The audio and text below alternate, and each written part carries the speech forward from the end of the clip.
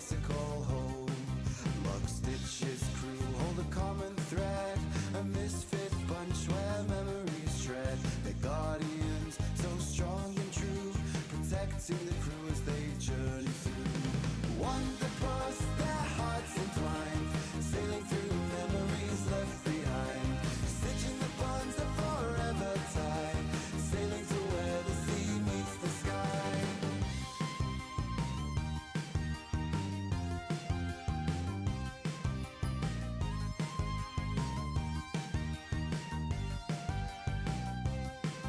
Way weavers weave a tapestry grand, unraveling mysteries hand in hand, sailing the waves beyond the stars they soar, forever seeking more and more. Explorers at heart with whimsy and glee, the Wonderpus crew set their spirits free, in pursuit of good with chaos untamed, to find a new place to make their names. Wonderpus, their hearts entwined, sailing through memories left behind, stitching the bonds that forever tie, sailing to where the sea meets the sky.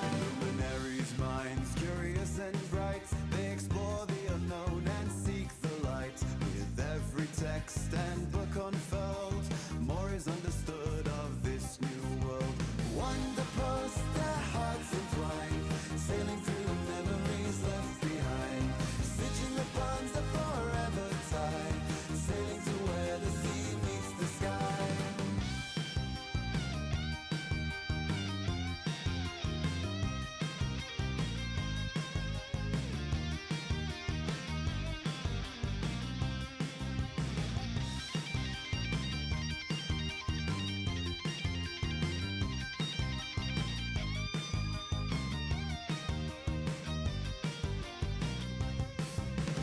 Seem God steadfast against the tide, protecting the land they stand with pride, rising up from the city walls, keeping the rest safe through it all. Mysticians with their gift for spell, in the threads of magic they weave and dwell, observing the universe's hidden seams, propelling the crew to their hopes and dreams. Wonderpus, their hearts entwined, sailing through memories left behind, stitching the bonds that forever tie, sailing to where the sea meets the sky.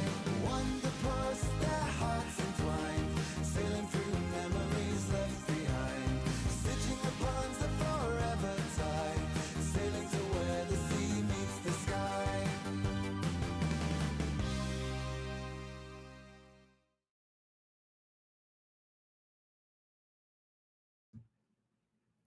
Hello, everybody, and welcome to the first game of this season. The Starborne Melody. This is episode 1. It's not 3.5 because it is actually how we want to start this season, but this one takes place much because we decided there's basically no time has passed. So Peanut has called everybody into the office, into the auditorium, and that's where this game starts. Couple things. We will get the full reveal of the new intro and for the music starting tomorrow once we get that arc going. This is kind of our away team like we had last season. Then with the space team, this is them. They're going to do the cross stitch section. I'm very excited about this. Yeah, I think we can just get right into it, and then I'll do a recap when we start. Okay, so obviously we have Akhana playing Akhana. Hello. We've got Corey playing Ento. Hello. We got Lancer playing Howl. Hi. And we got Amanda playing Iskra. Ayo. And we have Ez playing Ibring the Storm. Hello there, darlings. Did you miss me? Yes, I guarantee they did. Yeah, see. So, real quick recap of the finale and like leading up to it. So all season 3, you guys arrived at this world that is created from thousands of different worlds smashed together, smashing worlds, people, cultures, magic, societies, everything smashed into one being. Well, not being, one landmass. And the silver thimble was saved thanks to, well, you guys. The grunt work of it was done by Soki and Vatna, but you guys did it. And then what happened through season 3 happened. There was some problems with spirits, there was a museum robbery, there was some upheaval in an adventurers guild, there was a coup on some vampires that resulted in another coup on a city of Gibbet that is now run by a band. We lost the city to a giant salamander. You learned that there was a group of people directly working against you called the Alchemists. Then you guys went to help a group of people that were being like put upon by a flying city of Alto. And while you did do that, and you did help many people, you were taken advantage in that situation with Ibring was pretending to be a revolutionary leader when really she is a pirate queen, and she stole the flying part of the city right out from under you guys. Like, she got in there, she stole it. And while that was going on, Joaquin had found, Officer Joaquin, had found an interesting bit of information on a desk. But you guys don't know about that, as Joaquin was impaled from behind by a golden pair of scissors, a massive golden pair of scissors. And when you retrieved the body, there was nothing left. No soul, no magic, completely cut off from the story of this world. And in that moment, Officer Akhana, used her incredibly dangerous scythe that cuts reality open and jumped onto the Storm's ship as it flew away. In that moment, a team on the ground of Iskra, Howl, and Ento, as Karam went to help the rest of the crew, they all boarded the golden gondola that they found, well, they basically traded for, in the cove, and started following the ship. And before we start there, this is you all climbing into... This is everybody in the chat. Climbing into the auditorium. You're beat up, some of you are drunk, you just had a ridiculous game of web ball. It was all fun. And Peanut's like, good. We have you all here. And it's just like, we've lost contact with Officer Akhana very recently, and he starts pulling out whiteboards and a stack of files and stuff, and just starts handing it around. He's just like, we need something now. We need a plan. Officers, get your asses together, get your crews together, figure out how we get we reestablish connection with Akhana. It's just like, she's not from this world, and based on what we saw very early on, when we lose contact with those things, people get hurt. We cannot afford to lose another officer in this moment. And it's just like, he starts handing everything off. He's just like, I want plans from the Luminaries. I need plans from the Mysticians. I need plans from Seamguard. Oh, I forgot one. And Wayweavers. And this is like, it's just like, Wayweavers, get me all the information you can. And it's just like, we have turned this auditorium basically into mission control situation. We don't have enough time to get there. So how do we help Akhana not die due to draining AP?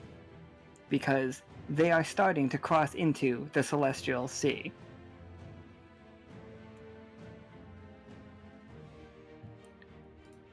Okay, everybody else. So you're on a little gondola. Here's your gondola right here. We are playing, everybody, we are playing a mixture of Quest and a game called Mobile Frame Zero Firebrands. This is a game that is a little bit just like mini games. It's a little horny, but I feel like it's the perfect game for this. You will see how they're played. There are little games like Free for All, The Chase, Meeting Sword to Sword, all these little things.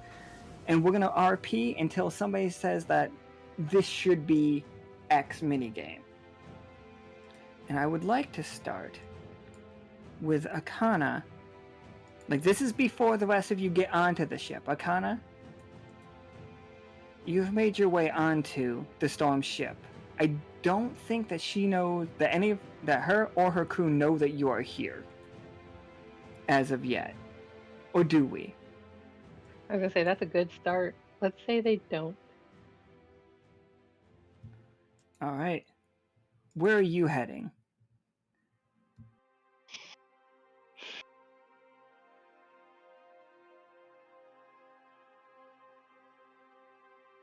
I'm not exactly sure. Ideally, I will make my way to the main engine room, or the bridge, I guess. My thoughts are reeling about, do I take this ship down? There's a lot of people here still. And I'm not 100% sure they're all bad or responsible or for, anything that happened except for just, taking opportunity when they saw it. So it's, I've been conflicted about my main idea to come up here was I need to gather information. So I think I want to go around to like on the lower outer ring. I think we talked about how there were like merchant stalls or offices, I think. Oh yeah, there can be some offices down here for sure. Roll me a 20-sider. We're gonna play a little bit of Quest here.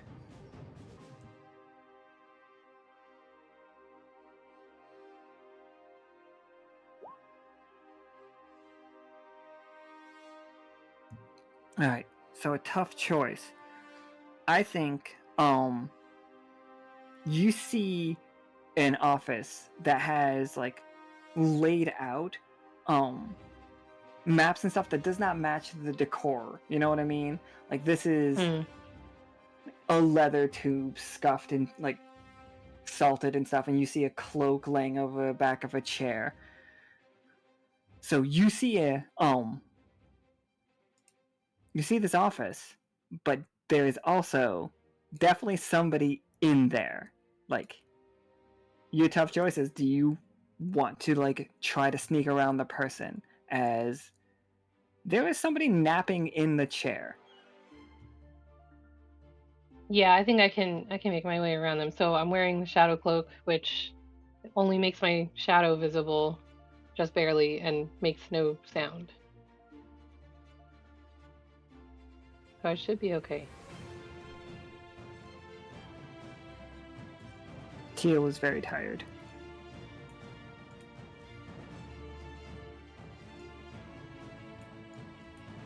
It's hard work stealing other people's stuff. Well, she had to rig up the engine.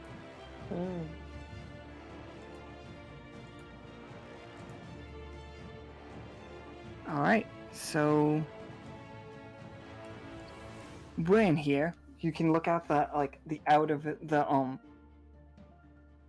looking outside this giant window, you do see that the storm has, like, the hurricane has completely passed. Like, you do see like some, pretty clouds out there in the distance.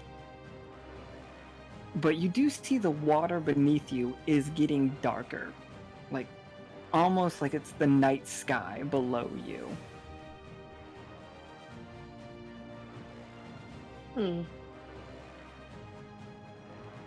So, the result of year 7. What information do you find in here? Well, I think Like he what- said there okay. might be maps that don't match the layout for Alkali Okay. or for Alto.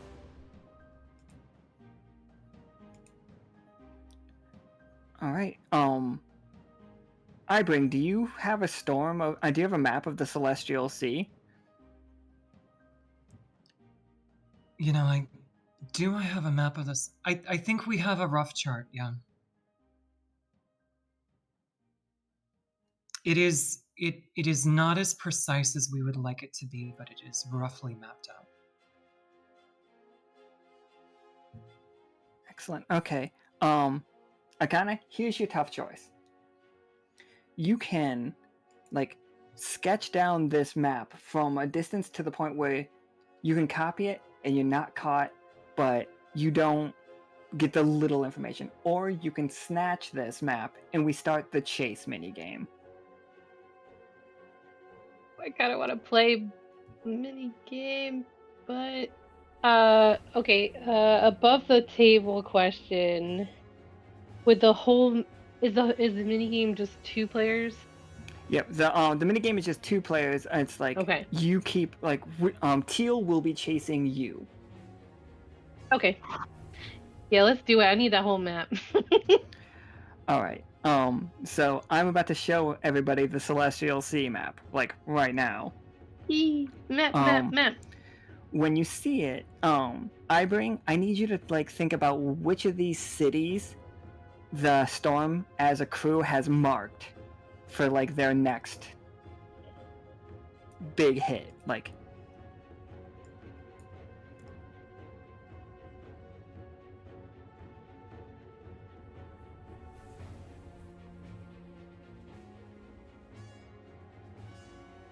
Whoa. We're hitting Lydian first. alright. 'Cause fucking bismuth, baby. It is very bismuth. I need to be very clear that each of these are cities, even if they don't look like cities. Hmm. It's like That welcome black to hole in the middle.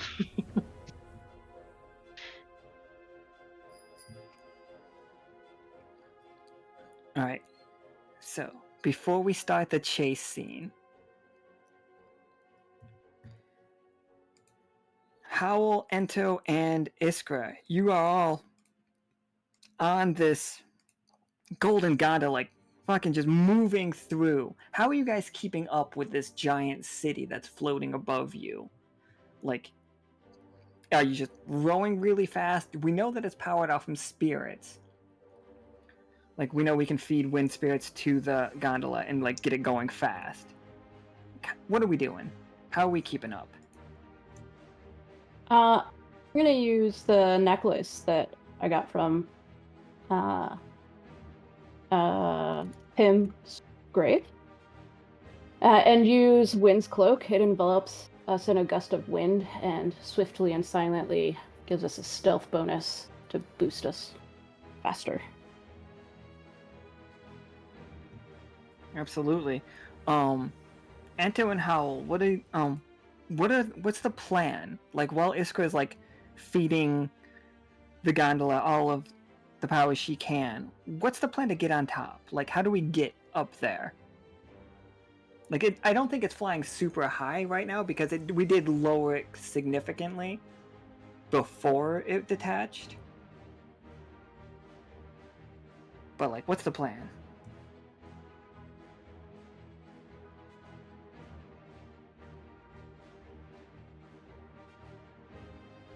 All right, so I'm thinking. So Ento's got a bunch of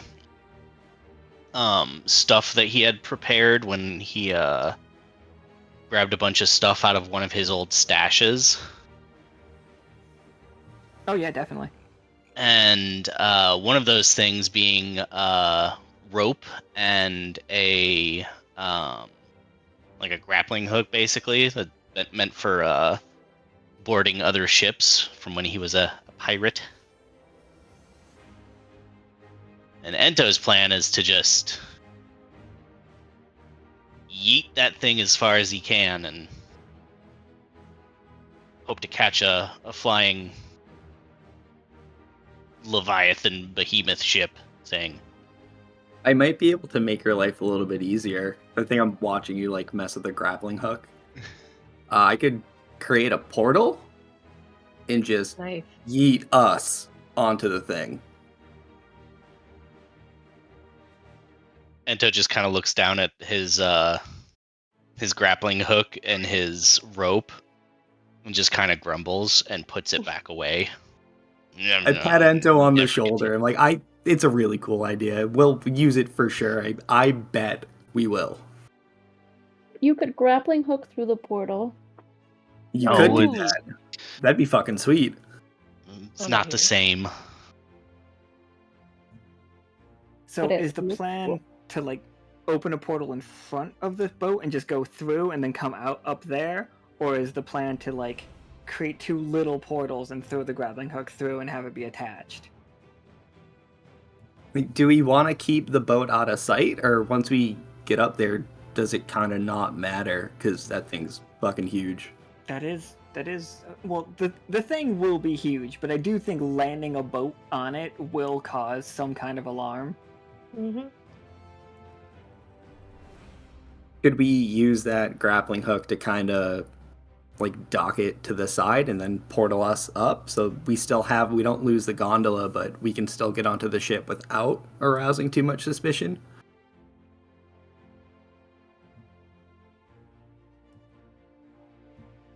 Yeah, I'm cool with that. Why don't all three of you give me a 20-sider, and we'll see if we get up here. So the trick is, the higher the roll, the more stealthy we're being. There's like a weird alarm going off. I have no idea what that was. That's not a good sign. What had nothing to do with me, I don't think.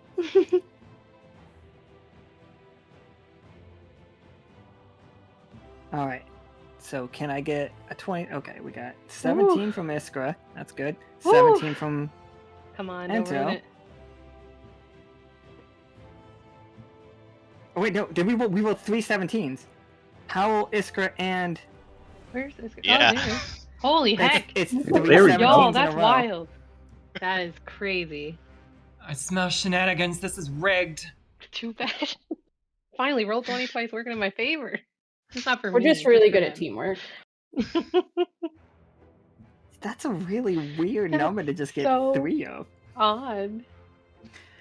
All right, yeah. So, like, you three walk me through what just happened. So, like, you go in.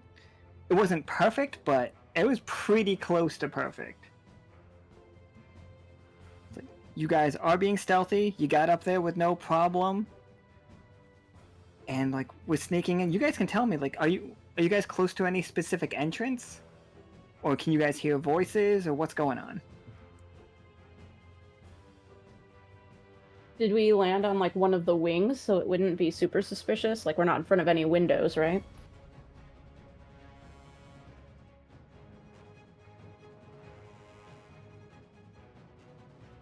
You have And the how- token of the ship.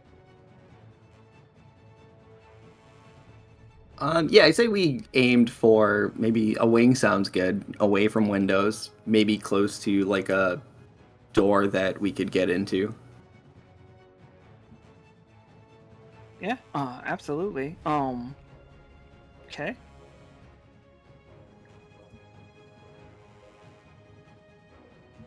One in 8,000 to roll 3. Fucking rude.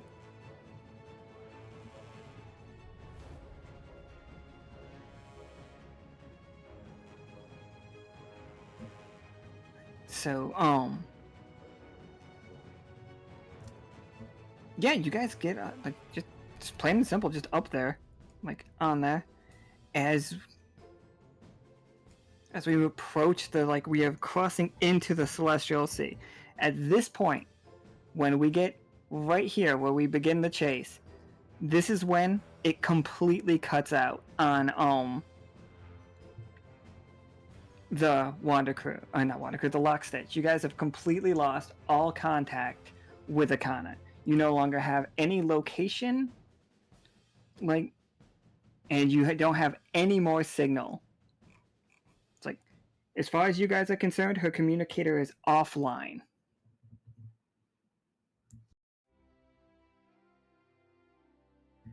And we are heading to Lydian. So here we go. Gonna be right here. I know I've got these two over here, but forget those.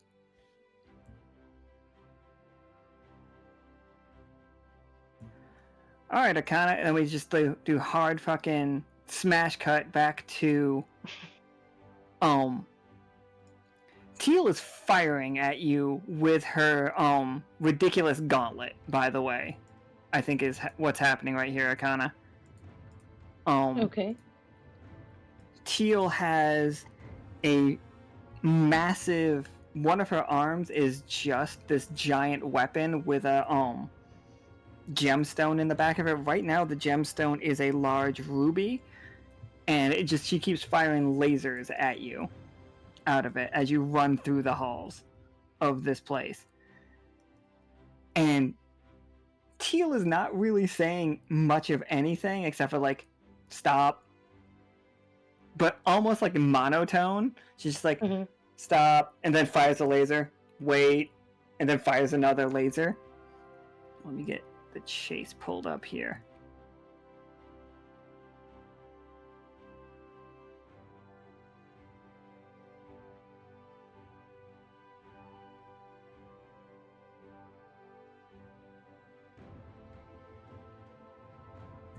Okay, so the quarry conducts the chase. So you're being chased, so you have to ask me the questions. So you see what the challenges are? Okay. Yeah, go ahead and ask me one of these and I will flip a coin. One is going to be, one is tails, two is heads. That's just how we're going to do it for the entirety of the season. So always remember, one is tails, two is heads. One is tails, two is heads. Okay. Yeah, go ahead and ask me. Because heads is better and two is more. That's exactly right. Because 20 is good and 1 is a catastrophe, and I don't want to like the fun. Eds, if you want to play Teal, like go right ahead. I can step in. It's up to you, my dude.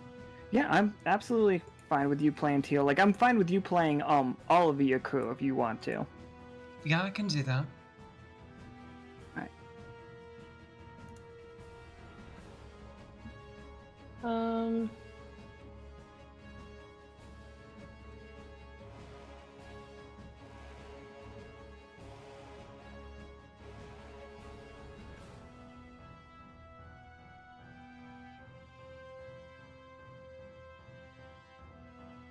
Okay, I just want to make sure I understand. So I offer a challenge and then you roll and then it's an admission or not?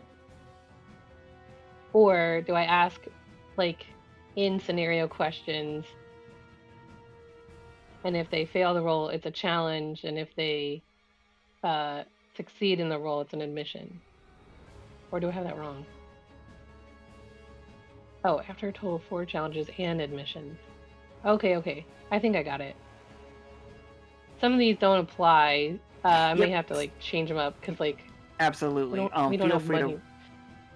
Feel free to word them however you want. I don't know if it seems like Alan knows it better, but it seems to me like you can freely choose whether or not, almost like what is that? It's not called Catastrophe. It's called that other game we play where we total up relationship, or how did that go? Fiasco. Yep. It's kind of like Fiasco. It seems to me where you can freely choose whether or not you are getting an advantage or not. I gotcha. Like, correct me if I'm wrong. No, you're 100% right. It's really guided RP. Like, you choose if this is going well for you or whether or not you're going to get caught. Okay.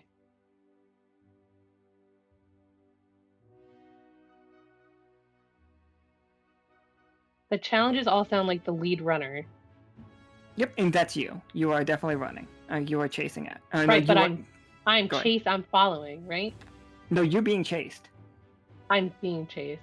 Yeah, Teal's like you have the map in your hand. I gotcha. Okay, we're all like good. running away from Teal, and Teal is like firing at you. Gotcha.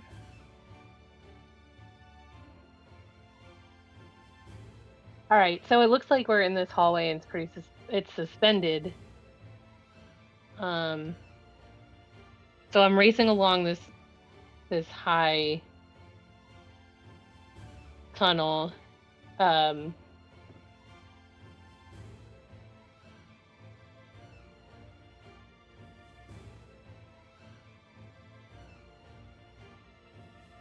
What I want to do is make a leap at the side of the wall and flip over and find like a side cut towards the end of the hallway to fit in through, and then tell them like, hey, this is dangerous, follow me if you dare.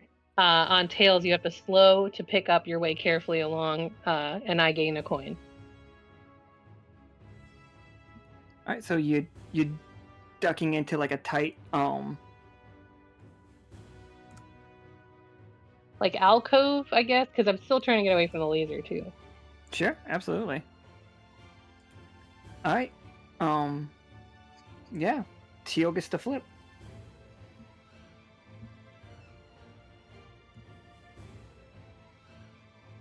Yeah, it's just rolling 1d2. I wish there was a coin. Yeah.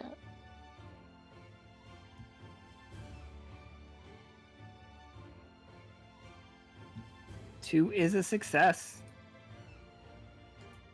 So the chasers. I have the 3D dice turned on. I don't know why that's not. Oh, there is. It doesn't come up. Oh, for right, for non-20s. sadly. Yeah, that's right. Yeah. That's right. I wonder We if need there a was like coin a Twitch situation. a Twitch extension that's a coin or a flip.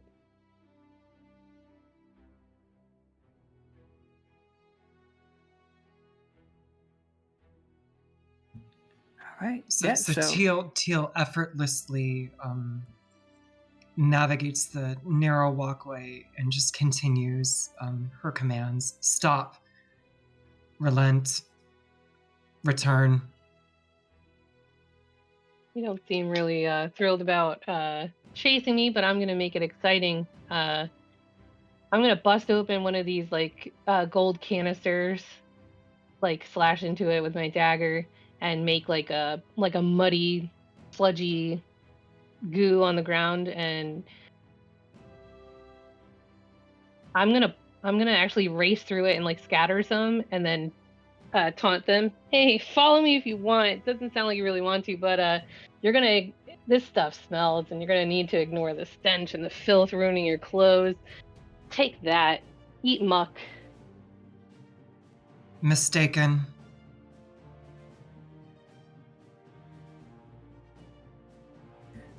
This is Teal cast another die, right? Or It doesn't say, but sure.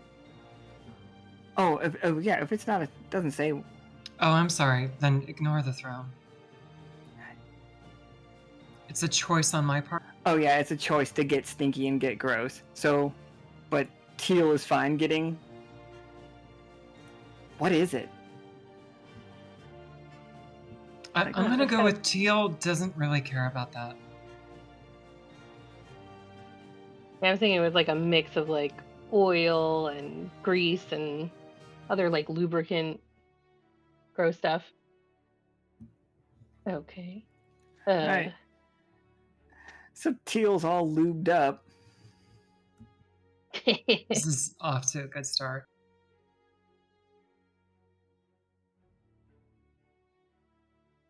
Yeah, no, Teal does not speak in anything other than one-word sentences. All right, now I'm kind of like running out of ideas about where to go, so I don't know the ground really well, and I turned, but I'm hesitating. Throw on heads, you rush to overtake me, and so gain 2 coins. Right, so it's my throw again. Yep, your throw. Yep.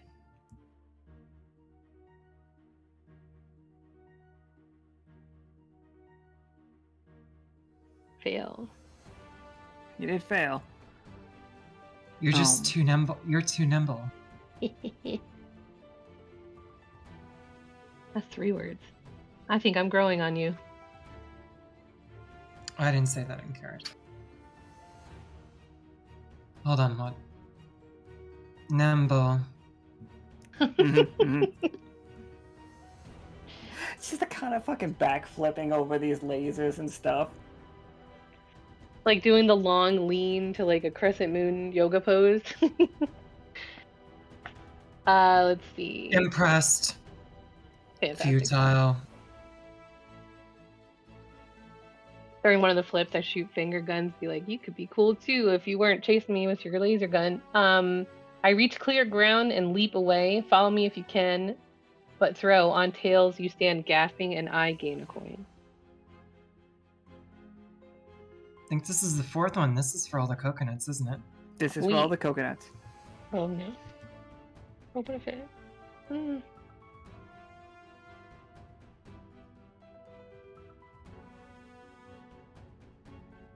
Ooh. So I'm going to say in a sudden, drastic burst of speed, you just see Teal move faster than you'd seen her move almost this entire chase, like she's just pushing for like the final connection here, which I think puts us at a tie. Mm-hmm.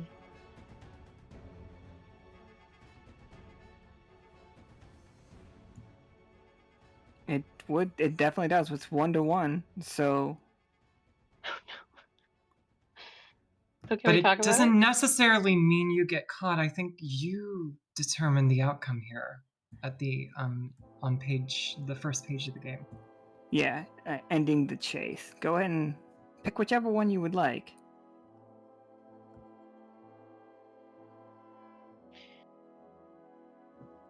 I wonder.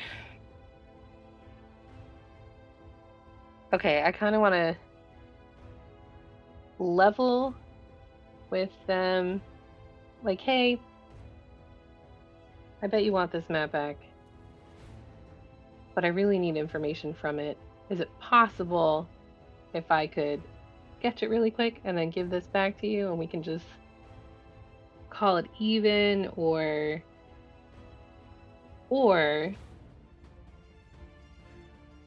I could tell you about this cool crew that I'm with, and it may not be piratey stuff, but we definitely have a submarine and an airship. We have pretty eclectic force that are skilled in lots of ways, and we always have room for more people.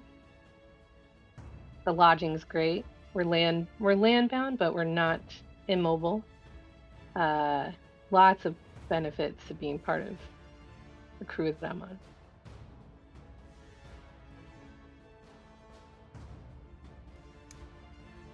You see an expression pass over Teal's face, like she's almost considering it, but then kind of like goes stern again and just says nothing and shakes her head.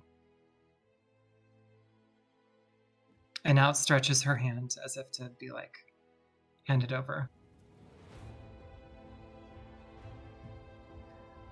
I think this is a really fun time. That I think 2 things actually do happen at the same time. The hall behind, the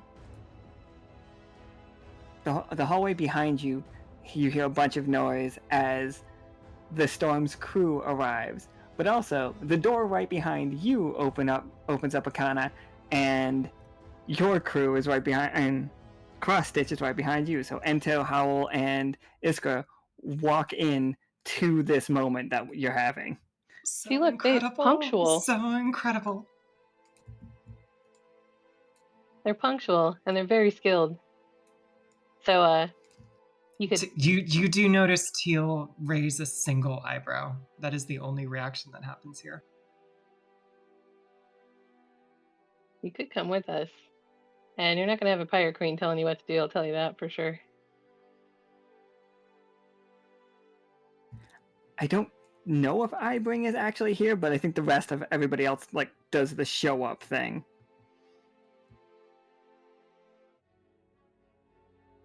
Actually, Hey, the party. we're definitely missing Ibring, and we are. Like, those two aren't going to be here.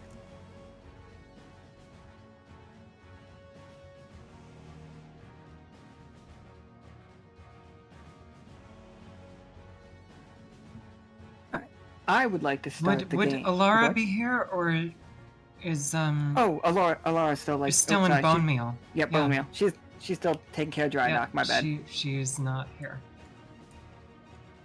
So look, it's 4 on 4. Stevens. It's even Steven. And this, I would like to start the free-for-all game. Now, free-for-all, it's exactly that. It's either free-for-all or a tactical skirmish. But I don't think that this is... It doesn't feel like a tactical skirmish, you know what I mean? Because... Feels too impromptu. Wide out in the open. Right? It's all just like bumped into each other. If you need a minute to look at mechanics or something, I actually just need a 1 minute bio. I'm so sorry. Sure, no, you're absolutely... I will use this time to talk to the crew. Alright,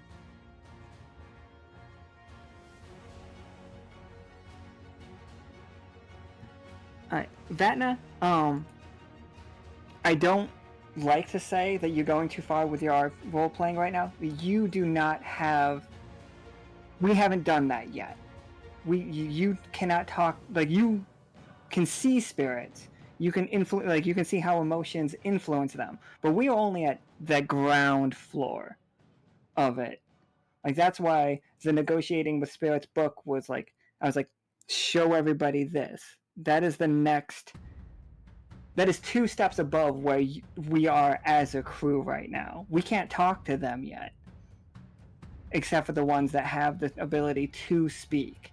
Like, Mai can speak. The, Party Time, Dionysus, he can speak. And, like, King Charlie can speak. Tatzelworm can speak. But, like, the little ones that like to become rocks, that's still... in, like, the concept of joy and stuff, there's no way we know how to, like, tell them what to do. And it's like, I want to meet you halfway, but, like, that is... It's too much of a leap, sadly. Like, we haven't done that yet.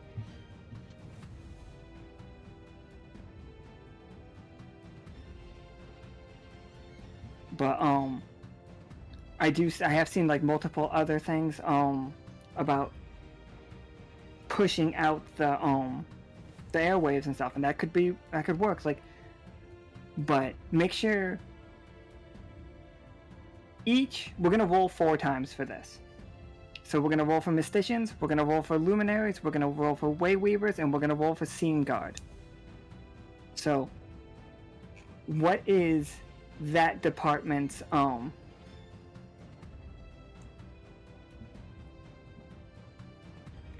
where's everybody's department's plan for it?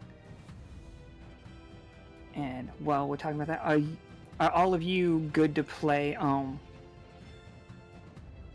the free-for-all? Do you guys see the challenges? And you guys can make up your own too. Because some of these are based on, like, fighting mechs. But standing across from you, I can introduce all of the Storm's crew, because I have actually, believe it or not, Okay, I'm written back. it all Go down. ahead, keep going. But... I was just asking if everybody wants to play the free-for-all as what we do, and I was going to introduce your crew members, unless you want to introduce your crew members to them. Please take the honors, Ellen. Absolutely, okay. Could you bump the chat where I said, where me and you are talking directly? Me, you, and Nika are talking? I don't know where that one went.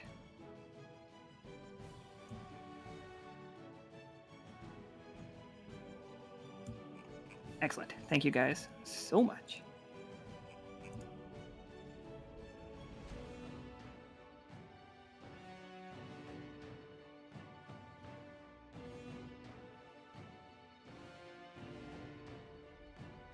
Jeez, how far up did we talk?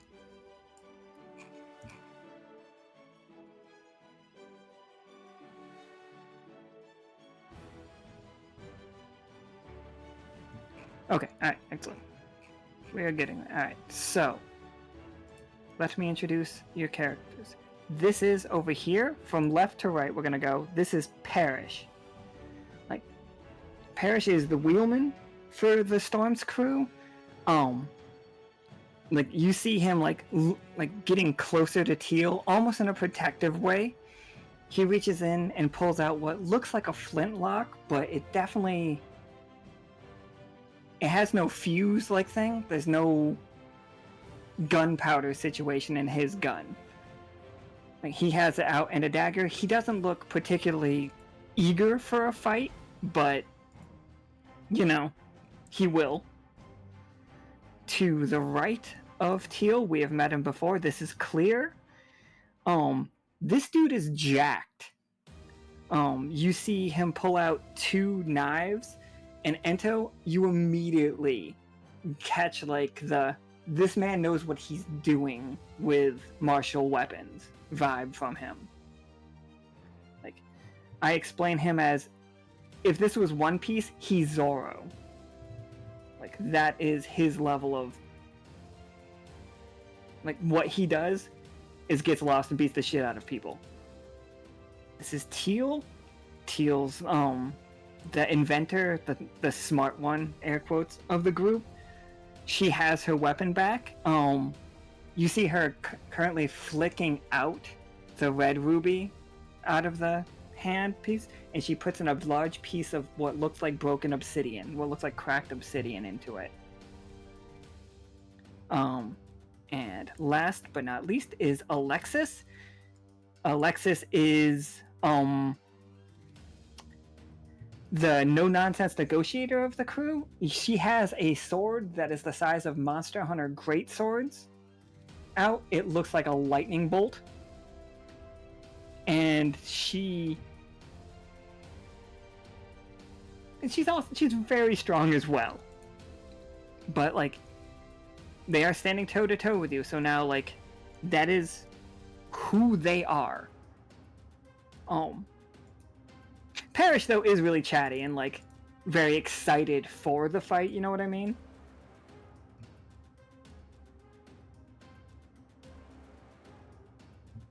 So yeah, who wants to start the free-for-all? I will. I'm So down for it. Ento is glaring at Clear. Like, I feel like these two are kind of like cut from the same cloth at this point, and Ento does not like that. And Ento just draws both of his swords and points one at Clear and says, "You're mine."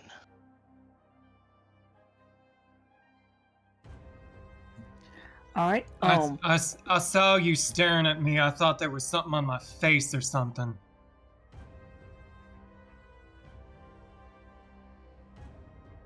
Just your face.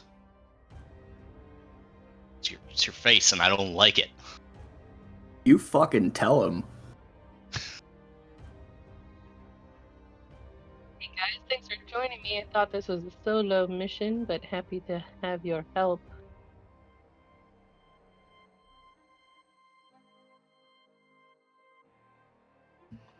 All right, Ento, offer your challenge to Clear. And this one, there's no dice. There's no dice rolling. There's no coin flipping. We are literally, Ento's gonna say something, and then like all of you will be able to do it too. Challenge them, and like, can they? Like, it'll ask, can they do it? How? And that's it. And like, at any point, you can say, no, I cannot do that. You like, I cannot survive that attack. I cannot get out unscathed. It's just like, in those moments, just fucking let it rip. Alright, so Ento rushes him. Ento just straight rushes him and sends a barrage, a flurry of sword blows at him. Is he able to block them with his little tiny daggers?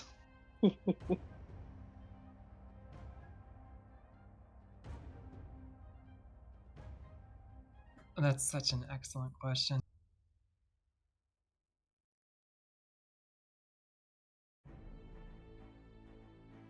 I'm gonna go with you. You see him kind of. He seems a little bit surprised, like he wasn't expecting to have to try as hard as he's going to, but he actually takes his daggers out and just deftly parries every single thing that comes at him, almost like lightning. Oh boy, you have spirit. I didn't think I was gonna have to break a sweat today. Stop talking and fight. Start fighting and maybe I'll stop talking. Beautiful. And like now we can go in whatever order we want to. If you guys have a moment, like you can roleplay before you do it. One of the challenges, you can just like start with a challenge and we can just roleplay from there. Whatever you guys want to do.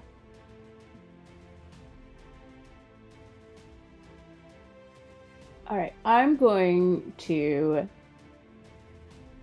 aim for the ground to lay down a sheet of ice under all 4 of their feet.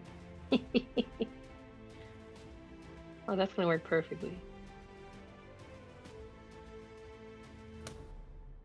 Absolutely. So, Iskra is like, I lay down a sheet of ice. Can you survive, dodge, hold me off? How?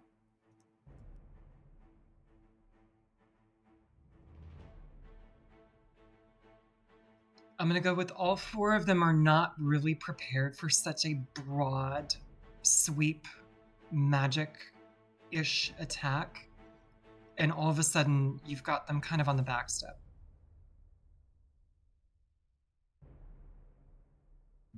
I do love that. Yeah, it's just like starts sliding around the room. You guys see Parrish like sticks his knife into the floor so that he can stop sliding around, and his other hand is like currently holding Teal in place as Teal like points her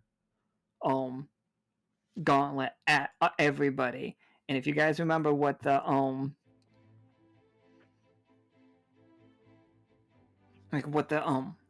gauntlet did in Fulgurlight when she put the obsidian in it, she blew an entire room to smithereens when she attacked.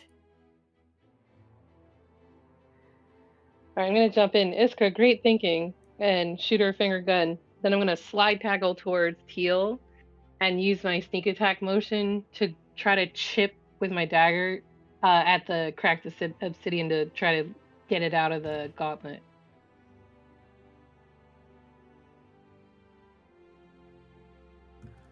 Wait, was there obsidian in Teal's gauntlet, or was that? I'm sorry. Yeah, she switched it from. That's right. That's right. She had the ruby, and then she put Teal in it. You mean not Teal? Obsidian. My bad. But if I slide tackle Teal and Parrish is holding on, it's kind of a little bit of a struggle. Because like depends on how tightly they're holding on, if they go down too, or if they keep Teal kind of upright. But my goal was to like knock them even more off kilter to draw their attention away from their arm, so that it's free for me to try to get to the obsidian and pry it out. I'm gonna go with, unless Alan has something here. No, if you got something, go for it.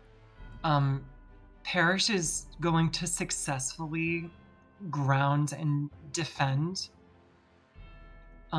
but it does leave you free to pop the obsidian completely out. So she is completely disarmed as far as the enhancement to the gauntlet.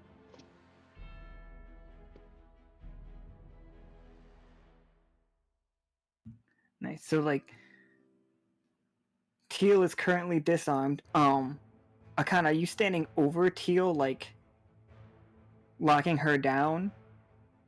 Like, are you taking her hostage, basically? No? Okay. No, I want to use the ice to my advantage, and after the obsidian pops out, just slide further behind the group of the 4 of them.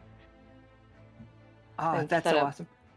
Akhana, you see behind the four of them, like, you see a hallway that is very reminiscent of the one that you were in for Alto. Like, Hmm. oh, that's the control room that way. Okay. So like I think like Akhana's like back here, and like Teal's here. These two are fucking fighting. Like Clear and Ento are like thousands of slashes going crazy at each other. But then Clear slips on the ice and goes down to one knee. Then Alexis is just like, she pulls out her greatsword and points it at Howl, and like she just basically, it's not a teleport so much as she moves way faster than anybody carrying a weapon that big should. Like, she grabs you by the throat, Howl, at a speed that like did not seem possible. I heave you bodily off the ground, lift you up, and smash you down again. Are you able to get out of my grip? How? I think Howl's definitely surprised, and I think he instinctively blinks. So now he's behind her and desperately trying to get that greatsword away from her. Amazing. She spins around as soon as like you're behind her, and she realizes that you're not in her grasp. She does that like thing where she whips around completely, and like the blade's aimed at your neckline. Like, I'm positive you dodge again, but I think this is like a fight of two teleporters like fighting each other, you know? Yeah. Howl like jumps back a little bit and says to her like, "That was so fucking cool." Okay. I definitely think like she smiles and like brushes her outfit off, and she doesn't sheath her sword, but she puts it in her left hand and puts her hand out for you to like kiss her ring thing, like her hand, and she's like, "Alexis, pleasure to meet you." I'm gonna use magic tricks and create like, I'm gonna reach my hand out and create like a little firework that looks like a happy face. You go, "Howl, pleasure's mine." And she's just like, I'm gonna play the "Parlor horny tricks." card. And she's just like, she looks around, and like, I think Clear like is definitely like looking over, like doing that. Really, not the time. Yeah, right. I look at Clear and I wink and I go back to what I'm doing. I think she takes like an actual like fighting stance now. You know, like have you ever seen like the traditional like flamberge, like the way that they used to hold it in those old not videos, like manuscripts and stuff? Like, her tone is completely changed. Her body set is like, now I'm actually prepared to fight, but she smiles at you again and winks, and then like you two can go at it again. Yeah, I think I'll see she's getting serious and I'll summon the hand cannon and take a fighting stance of my own. Are you talking about those like old medieval diagrams of like, not medieval, but they're of like Landsknecht with Zweihanders? Yes, exactly that.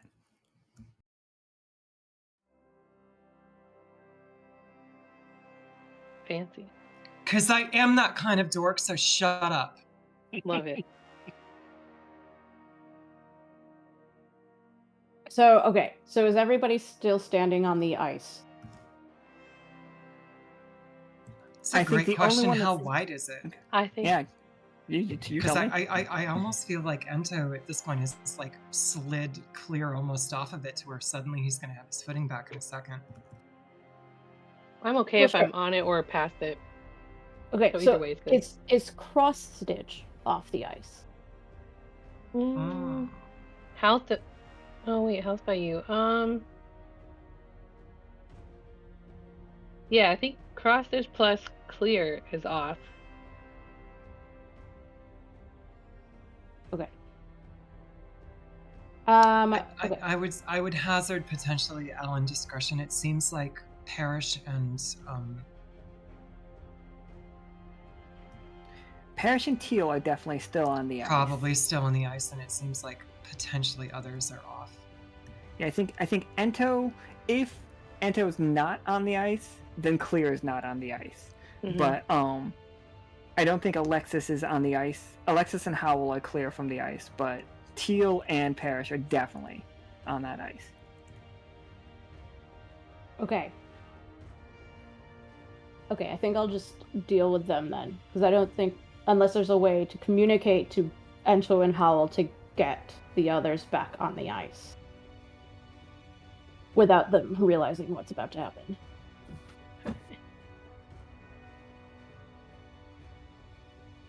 So I'll just take care of the other two. So I want to melt the ice just enough with my fire so that it's just a puddle of water that they're standing in, and then electrocute that puddle of water. All right. With my lightning. That's hot. Oh. And shocking.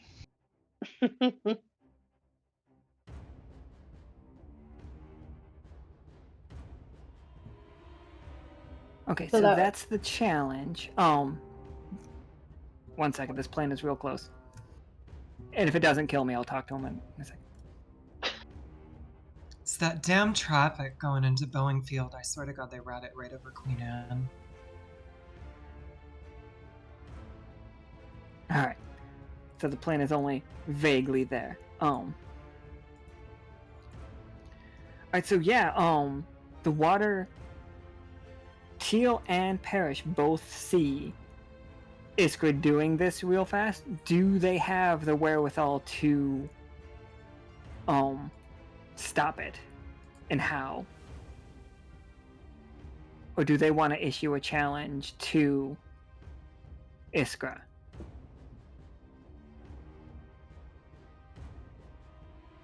Stunned by one, please.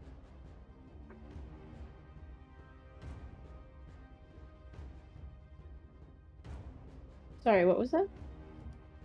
That was, I'm sorry, stand by one. Oh. Please stand by for 1 second.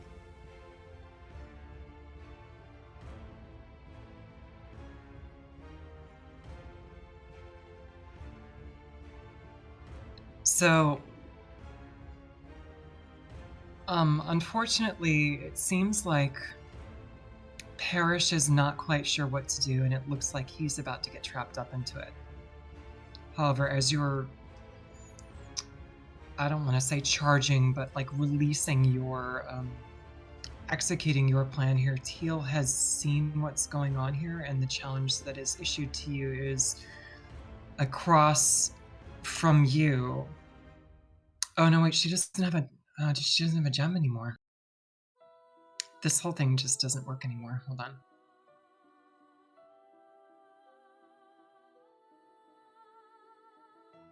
I thought you were supposed to be our equals. Yeah, well, shit happens, right? I'm going to say Teal is. It seems Parrish is almost, as much as it seems like he's been posturing to like protect and be the defender to Teal. It seems like he's a little panicked here and he doesn't know what to do in this kind of a like all-out brawl. And in his hesitation and not figuring out what's going on, Teal has already figured out what you're about to do and dramatically pushes Parrish off of the area of your effect. But it does leave her vulnerable to take the brunt of whatever you're about to deliver.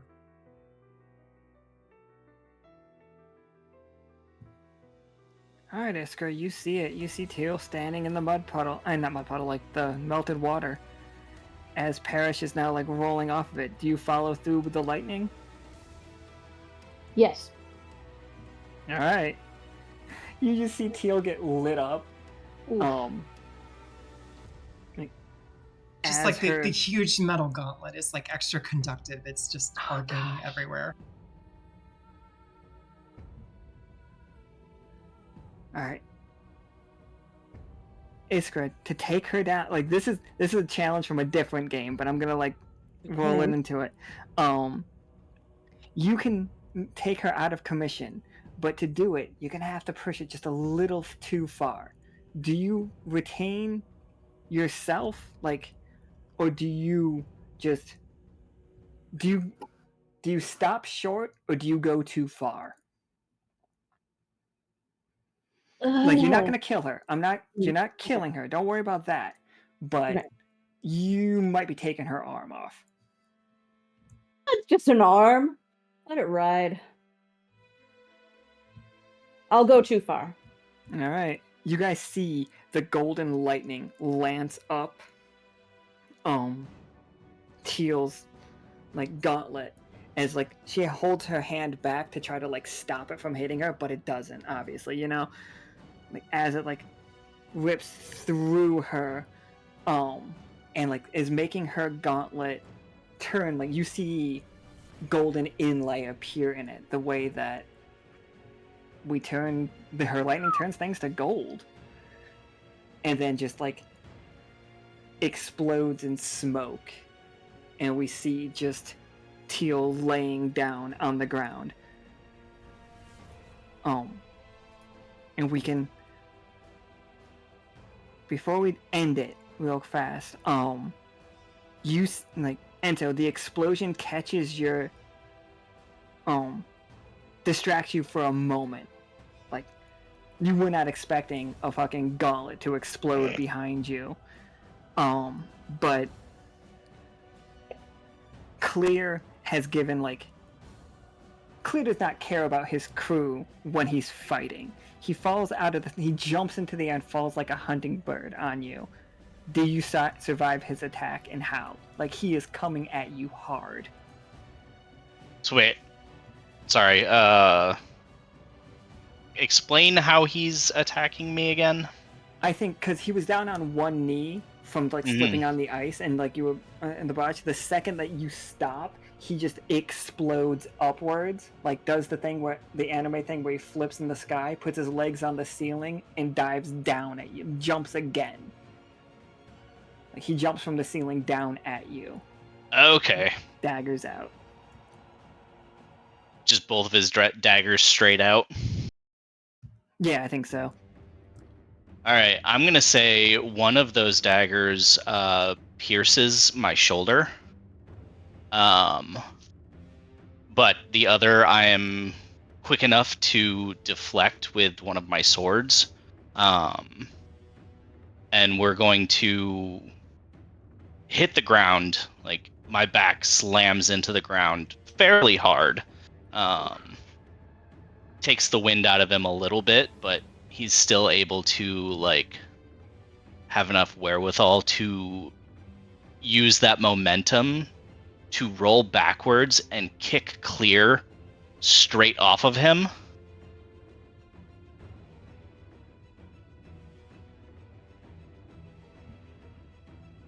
Now, I guess my challenge, so I can challenge, right? Yep, you can challenge him.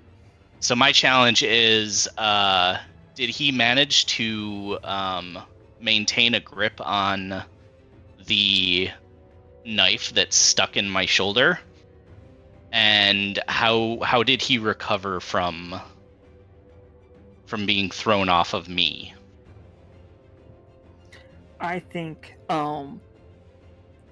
he's gonna try everything he can to keep a hold of the knife in your shoulder, but also a hold of you. So rolling around the room, you two. It's just I think when he comes up, I think he ends up on top of you, but not we get that cool anime moment where his knife is sinking into your shoulder, and he's just bearing down, gritting his teeth, and then we see that your scimitar is coming through his stomach. Not stomach,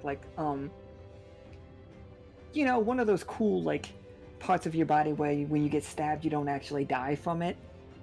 That happen in anime all the time. It's just slicing across his chest.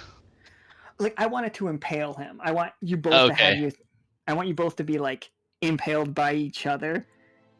Shoulder his to other thigh? shoulder? Shoulder to other shoulder? Or... Yeah, that would be cool. Like under the collarbone, like coming out the Oh. back. Or right under his clavicle. For flavor. Clear is like staring you dead in the eyes the entire time. He's like whites of his eyes full wide open, and he's just like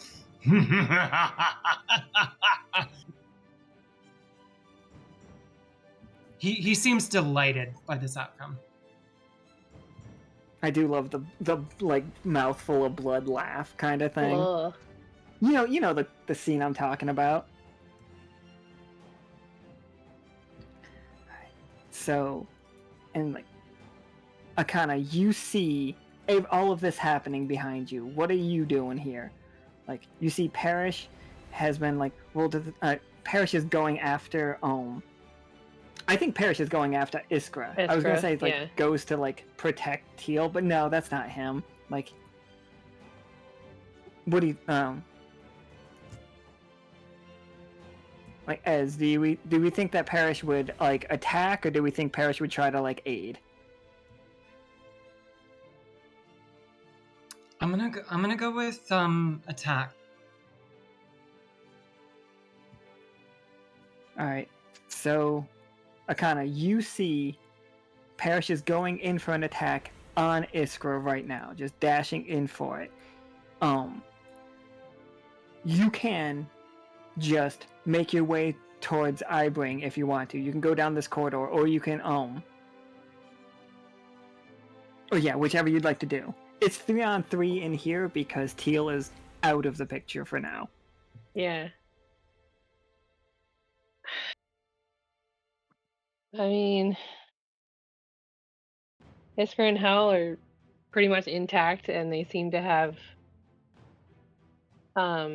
things handled. I'm a little worried about Ento, but I also think Ento can definitely handle him. So it does look like a clear opening to advance.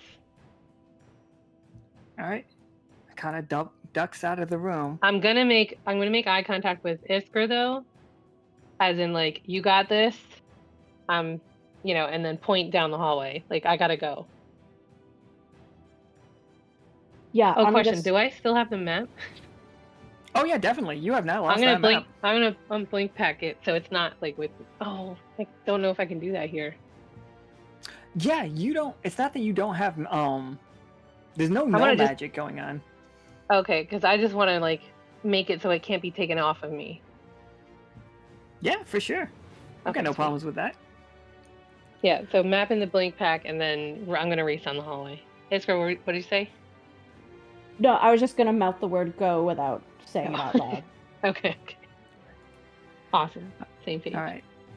Howl, Alexis, like, is fucking going ham with this sword. Like, you've got your hand cannon out, you're looking for shots. I'm sure you're taking shots, and she's just really good at deflecting them. Even with your like teleporting shots, it's not that she's predicting where the bullets are gonna come from. Like, that's the hardest part for her. Like, she's just faster than it. Like, it's taking her work to get her blade to block all of them, but she is blocking all of them. But she's you are also able to teleport away just right for every one of her. Like, you two are unharmed. Like, if there is any sign of this fight happening, her hair is a little mussed and you might be sweating a little bit. Oh, that's awesome. So I probably get the idea that if we keep going like this, no one's really gonna win. So we're gonna take a little risk here, and I'm gonna stop moving for a second, and my tattoos are gonna flare up, eyes are gonna go white, and I'm gonna do that. I'm gonna march, shrugging everything off, and I'm gonna try to get in like real close and maybe just like fire a magic blast like straight into her stomach and try to knock the wind out of her and get her to stop moving for just a second, so maybe I can finish it. It's gonna hurt like fuck, but I think that's the way to do it. All right. So you go in and she's just swinging like wild, and do you fake her out with one attack and then hit her with the magic strike?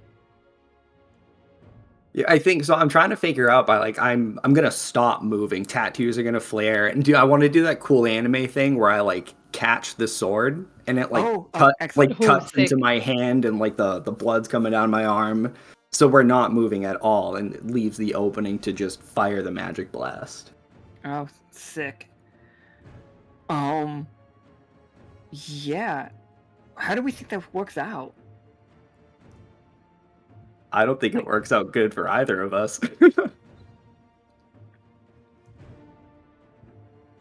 I think, yeah, for sure. Like, you catch that, the lightning bolt.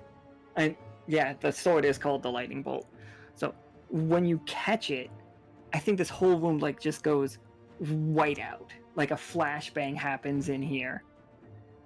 Like, Iskra, you get thrown against the wall. And, like, yeah, all of us get, like, thrown all around. Teal's body goes like slumping to the wall. Like Parrish slams against one of the windows and cracks a window, and Iskra's like slammed right next to him. The window starts to break. Everybody. And we are moving at an alarming speed. Like this is like, what if we broke it? As what's it like when you break a window in an air? Like, I don't want to curse you with that. Never mind. Fuck that noise. That's gross. It's like, I was gonna say it's like a terrible gunshot going off right next to your face, and then you have to don oxygen faster than you've ever wanted to don oxygen in your life. So I'm gonna go with no. Yeah, so everybody panic. That's what's happening in this room now. And the end of this is we fight to a bitter, bloody stalemate. And at the end of the day, no one has truly prevailed. You guys won that fight. But Iskra, you're okay other than bashing up against a wall. Howl, your hand is cut and burnt to hell, but not like off.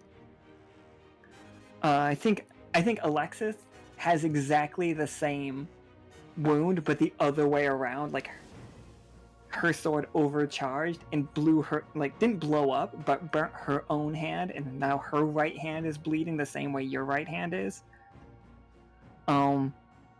Clear and Ento are both in the same amount of pain with weapons stabbed through both their right shoulders, right?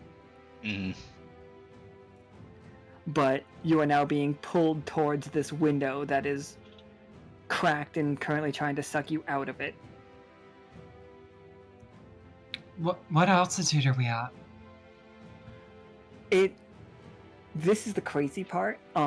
Actually, Ibring would recognize this immediately. You should not be high enough for the air to be like this. I would say so. Yeah, there's no need to cruise at such a high altitude. But the Celestial Sea is the Celestial Sea. Oh, it's a vacuum, naturally.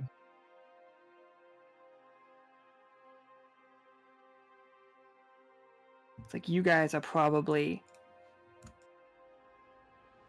You got to be like right here, maybe a little bit, maybe close to this eye. And now let me talk to the chat real quick. Okay, who's been to space? Isaac, yes. The reason that we can't pick up any communications from them is because it doesn't resonate the same way. They are in the vacuum of space. So how are we going to make our communicators work for that? There's no... Like, we rely on resonance. If playing a harp in space, you don't hear anything, right? I'm right with that, right? What happens if you play a harp in space? The strings vibrate, but there's no other molecules to interact with the strings, so nothing happens. there's not enough molecules. Because essentially sound waves are just air particles vibrating.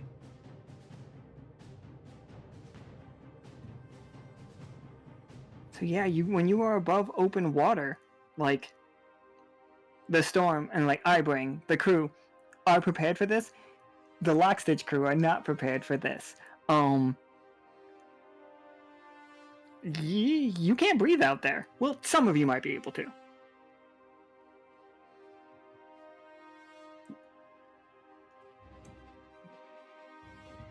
So yeah, that is the real problem that we're gonna have. You don't want to get sucked out of the ship into fucking not being safe. And all of these cities are like little bubbles. You can see them. I love them so much. All right. So that is why. But yeah, you guys on the right foot. Like, use that absolutely. You guys don't even have to roll for that. Using Isaac's know-how, and as long as Pollux and Castor and Rennick is right there too. But yeah, obviously you guys did make that radio. Like, you just switched from using the resonance into using like radio signals. And absolutely, I bet Rennick and like Seth, with Pollux and Castor's help, and like this is definitely the way that the Luminaries getting their role, I believe. Like, that is a success, I would say.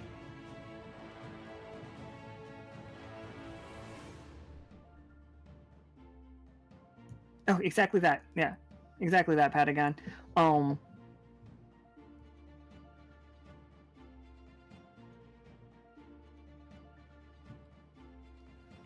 And like, yeah.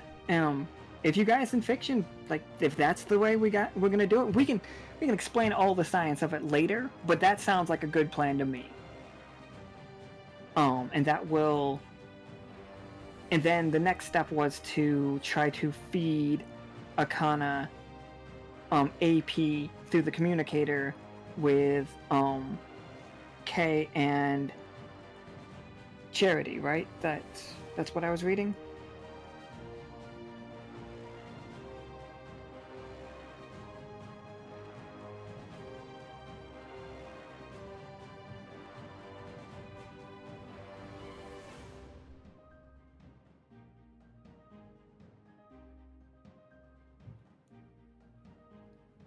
Yeah, I'm loving that. I think those are both like really good options. That will allow Charity to be able to. Not Charity. That will allow the crew as a whole to be able to communicate with Akhana, and we'll be able to give Akhana AP, and by extension, also Howl will be able to get this as well, if it becomes necessary. And yeah, the other two steps are, how would we locate where she is? Like, and to track her. Like, basically just that. That's what the Wayweavers and Seamguard. That's you two's mission. Like, how do we mark on a map where she is so we know where to go? Alright, back to game. Not that this is all just one big game.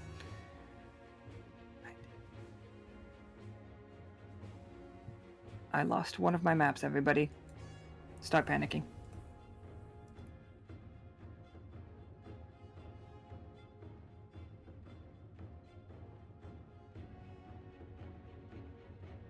I bet it's named Copy. I bet it fucking is.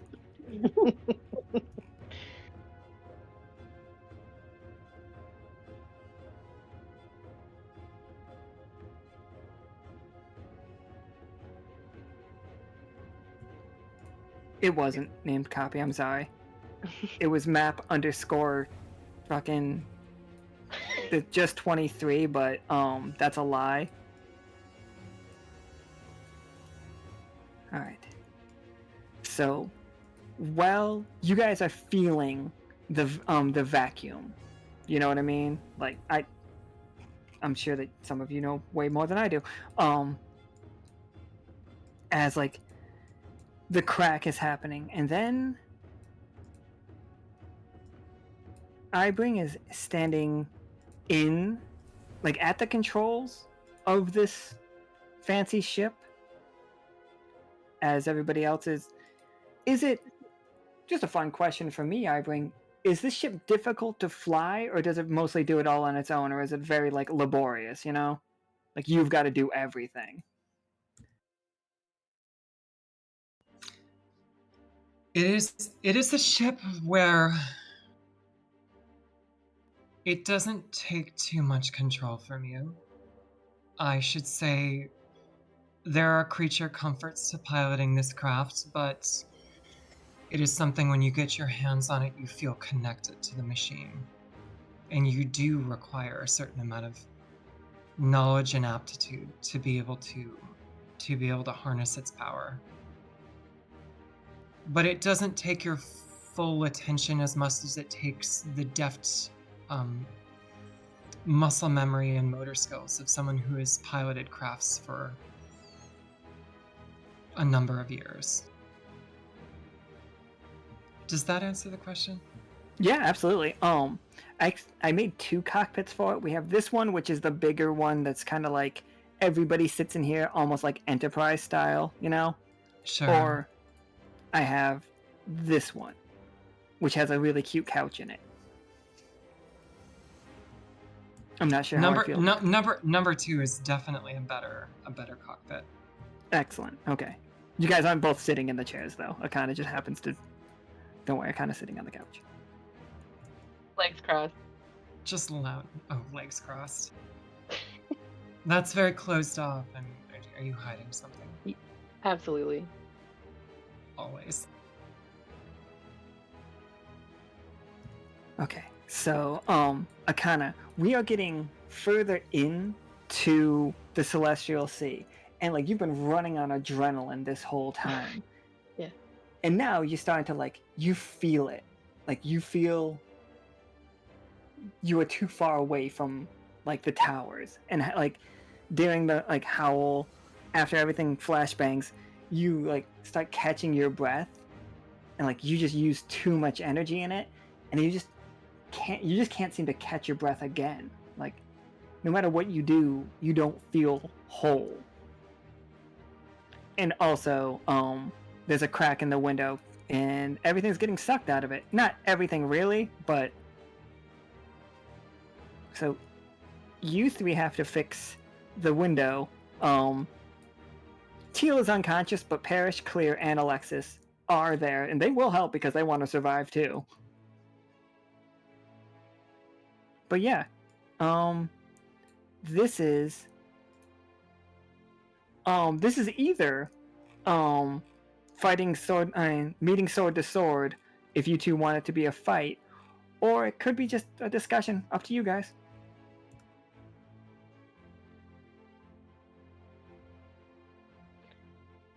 I actually came here to talk.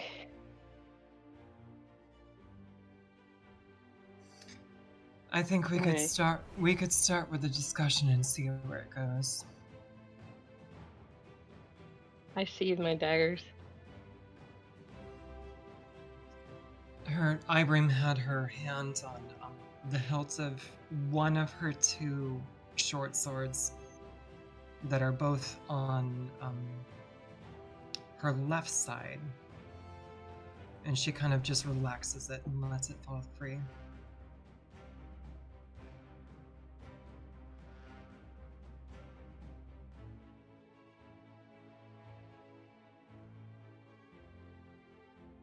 Well, I can She tell you. addresses, so it's basically, so what's the order of business, Akhana?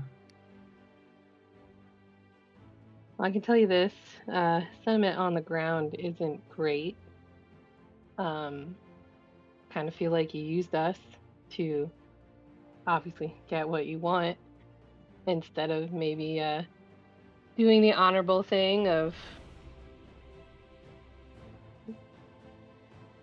maybe being truthful with us. And, you know, we have diplomatic means, we have leverage, we have connections, and things could have gone differently.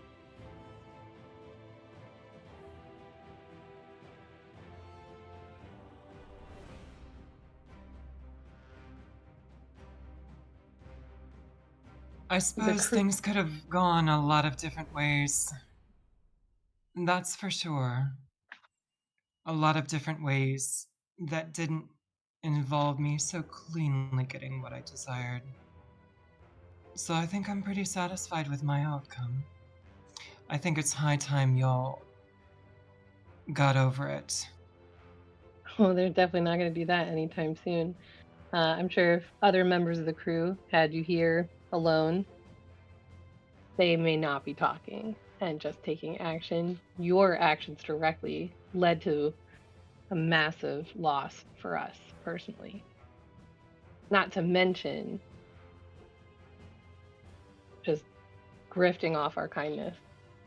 I mean, you wouldn't be up here if it wasn't for us.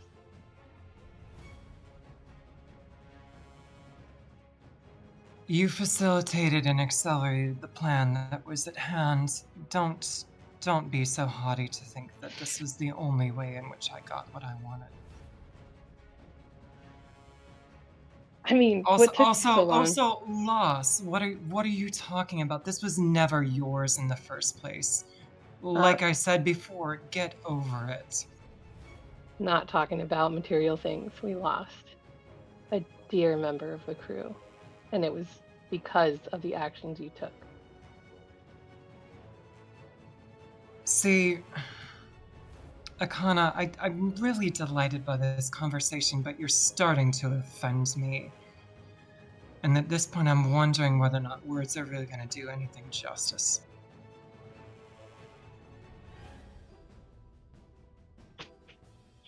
After all, you are a guest here, and I would strain to remind you of that fact.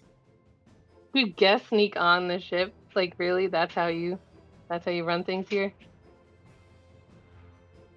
You think I didn't know you were on board? There's no chance you had any idea I was here. You can't tell if she's bluffing or if she's just... Same. But I'm pretty sure nobody knew I was here. Yeah, you know, that's a confident guess, but we'll see.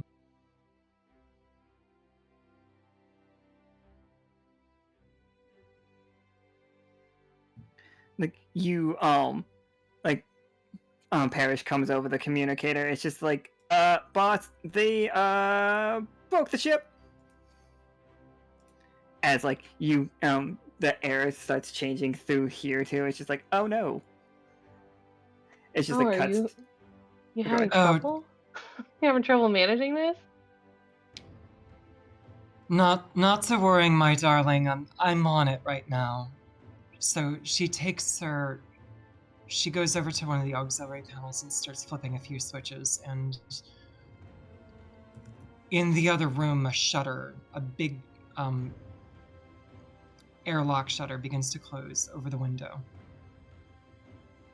While she's distracted, is there anything I could like lift off this console, either by looking at it or actual scrap of information, intel, anything? You guys tell me. I'm perfectly fine. There seems to be on the she's reaching over to the right, and it seems to you that she's reaching to the left of the scene, and near you on the couch there seems to be a list of something or other. Almost tantalizingly in reach.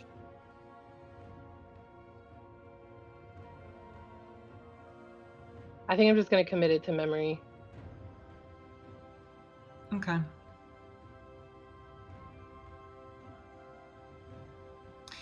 The basic synopsis is it's basically in short, it's a list of things that she desires to become hers in the near future. Oh my god, what are some of those things? Woohoo!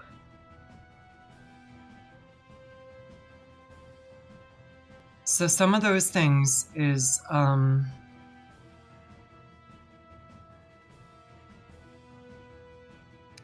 you see near the top of the list, it just says the bell. All right. And after that, you see another item that says the downed rocket. And the third item on the list that you could see in the brief moment that she flipped the switch, she is very skilled with this, so you were only able to commit 3 things to memory. The third thing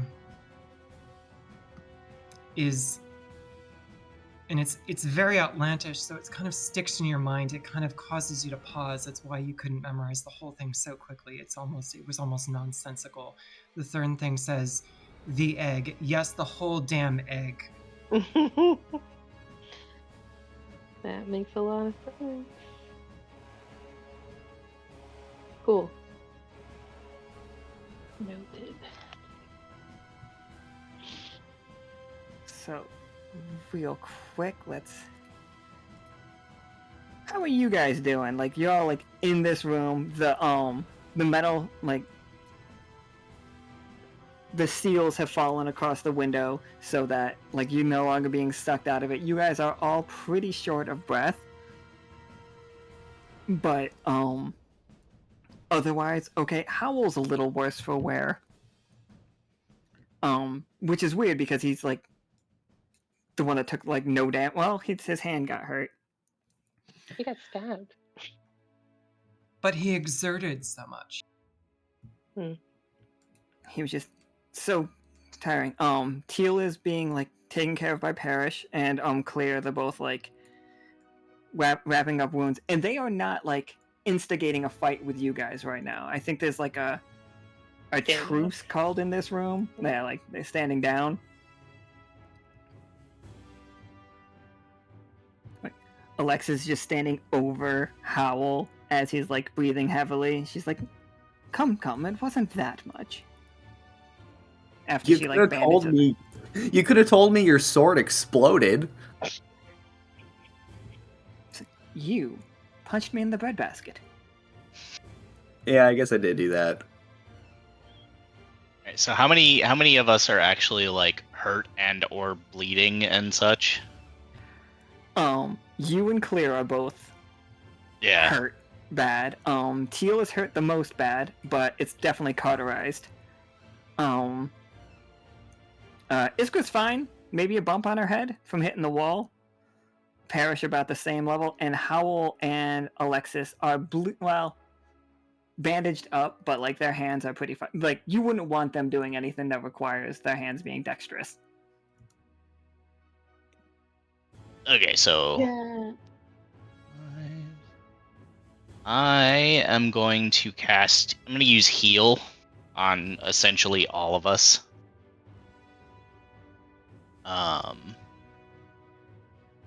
To get us all patched up. Other than Teal, I can't fix the arm. It's I can't fix something that is not there anymore. Just like just fried in it, and like everybody like. Go ahead. Can Ento heal himself, or do you need me to come heal you? No, I can heal myself. That's like the majority of my AP, but I don't need it much. So. Well, I mean, I can. Yeah, if you don't want to use all of it, I can come help you. No, that's fine. That's fine. Because I can also heal myself. I am also a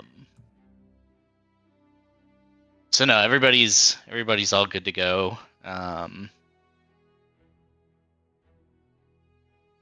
Howl's hand's all healed up, and so is I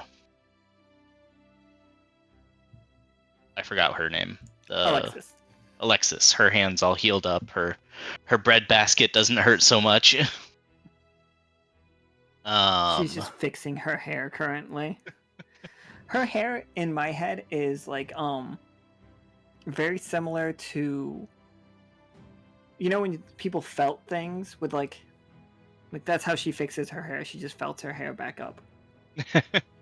I don't know if that's offensive. If it is, like, fucking yell at me, but like I just think it'd be really cool. I really like the idea of people felting their hair. And then Ento's shoulders healed up, and then so is Clear's, and he kind of like gives Clear like a that was a good fight. Like there is some grudging respect for him now.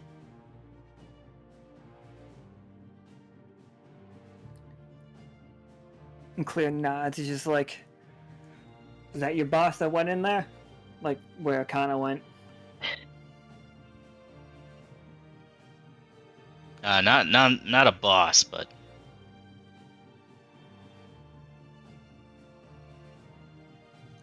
She's like, "Oh, I don't hear them killing each other, so let's head down." And she's like, "Figure out what's going on. You're not gonna try to kill us, right?" As he like moves his shoulder after he's very, very, very surprised at the heal. Like, because I don't think any of them are used to like magic that way, you know? mm-hmm. Because like Lockstitch, you guys' magic is still really weird for this world. Like, you didn't say an incantation, you just walked over and did the damn thing. I also think it was really easy on this ship to do that.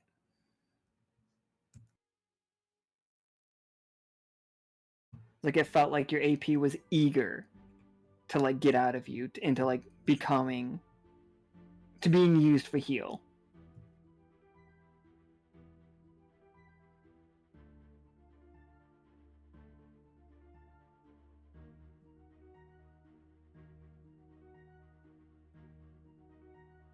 So we're officially calling a truce then?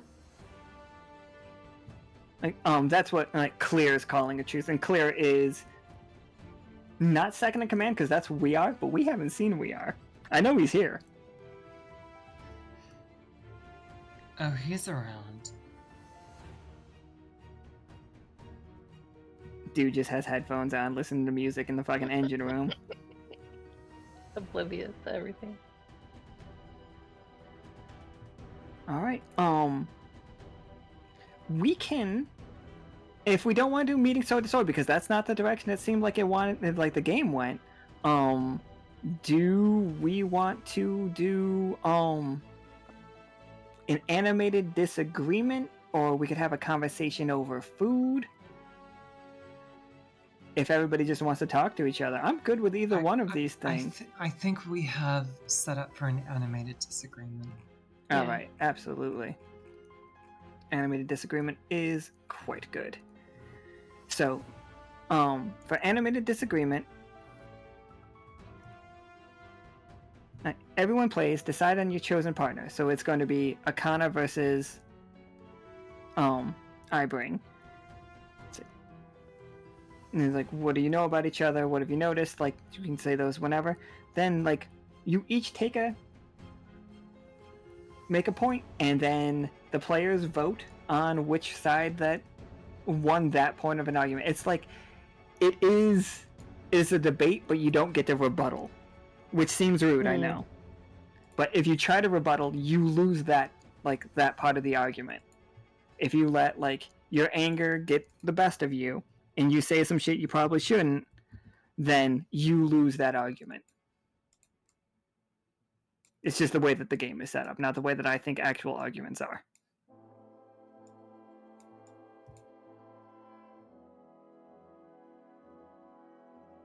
Everybody else climbs into this room as these two are having a discussion. And there it is. One very full room. With Teal getting medical attention from Ento.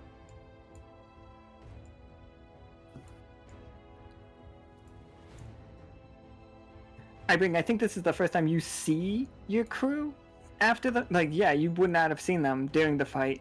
So you see blood stains on Clear and on Alexis, but you do not see any wounds on them.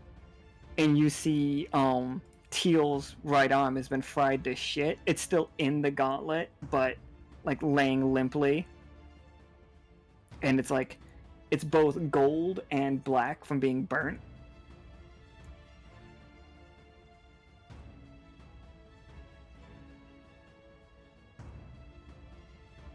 And yeah, this is where we are.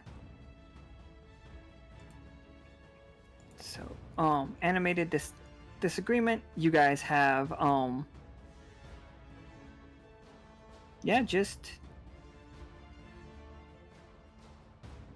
challenges are right there. And what are you guys arguing for? What is the disagreement's main topic? The fact that she used the crew instead of just straight up asking for help, or what kind of relationship do we want these two to have, Akhana and Ibring? Is it possible to say casually adversarial?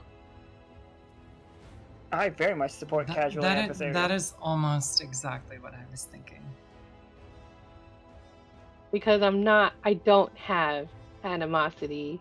I also think what happened to Joaquin was probably circumstantial, but we wouldn't have been in these circumstances if the approach was different. And I think that's what I'm going to stake my argument on.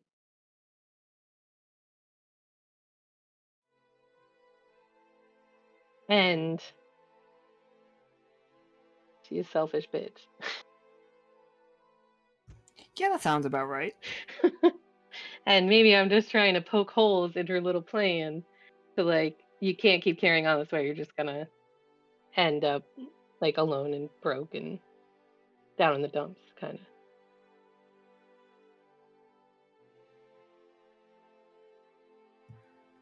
of. Okay, so all of the Howl, Ento, and Iskra in the Firebrands thing, you see the animated disagreement challenges. You three give them the challenges. The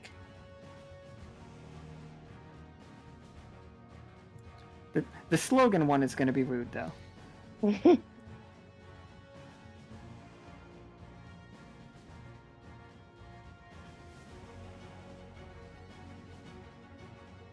A slogan.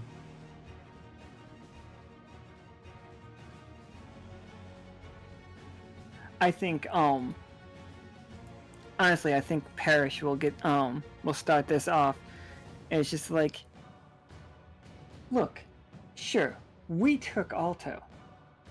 Of course, we took this tower. We brought Alto down. But look at how much better it did for the people of Alkali. Everybody down there is doing a fine job. How do you think, Akhana, how do you think it would have been better if we didn't take this? What would have happened to it? In somebody else's hands, it would have... it just would have happened all over again. So please explain how your position is the best for most people when they just literally saved all these people. So you think saving people by dropping an entire city on them is helping? It caused massive damage, more problems than they already had, and they had no foundation to even pick themselves up after a city-wide disaster. The debris, the bloodshed, it all could have been avoided. I would have used diplomatic connections to bring Alkali's issues to Alto. And yes, obviously they weren't going to listen. They probably would never see their side at all. But start those paths of conversation. Maybe see where Alto might have agreed to experience life in Alkali, maybe one or two willing participants, just to witness what their life was like. under Alto and like try to lay inroads to the two populations could have been beneficial to each other, and there might have been a way to safely, like we were trying to do, bring the city down and then combine them, share resources, and bring everybody together. But it didn't happen that way. Now there's way more problems than there are solutions, and basically the population of Silver Thimble is doing all the hard work at a disadvantage to at least give the people like a suitable place to live now that it's been completely demolished. All right. And same question for Ibring. How did what we did here by stealing the ship help the most people? And remember, you can be delusional. Like, you don't actually have to, like, you as a human don't have to believe what you're saying.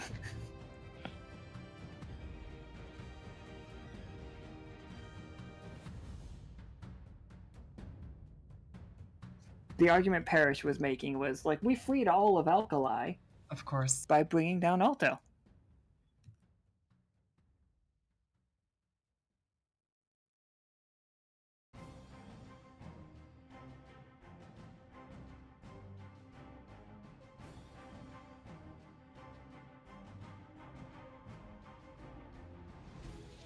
We don't get a...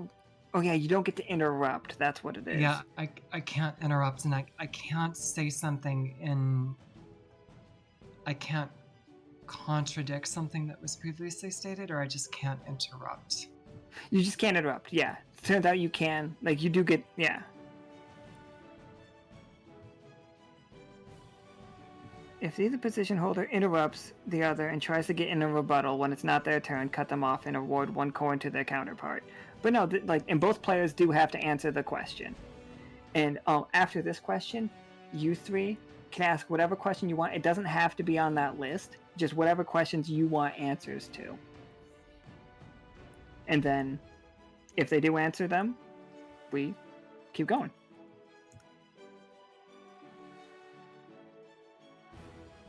So how did what we do... Oh, go ahead. Yeah. So it seems the multitude of you are mistaken. You are under the impression that we conducted some sort of surreptitious revolution, some kind of coup d'etat to take something that was not ours in the first place. I am telling you, of this very moment, that Alto was a city of diseased and ineffectual rulers, and there is nothing that I cannot tolerate more in this world than a ruler that does not rule correctly. The people do need a ruler, and they do need order, and they do need structure, but they do need it from a proper monarch. And only some of us have actual birthright to make that claim. She looks over at the crew and everybody else here. Let's see about you. I see you and my crew have been very, very busy. This is exactly what your crew is most proficient at, is it not? Invasion, insurrection, the destruction of order. Was I mistaken in allowing you all to proceed in your devices, whether or not it would be to my gain, and liberate what is rightfully mine? Do you think yourselves so noble, so high? I saw nothing of the sort amongst the majority of your ilk. You are the Sea Devil's crew through and through, and you reign in discord and chaos. I bring order, and I bring loyalty amongst my crew, and I bring the rightful reign of things. And this is the truth.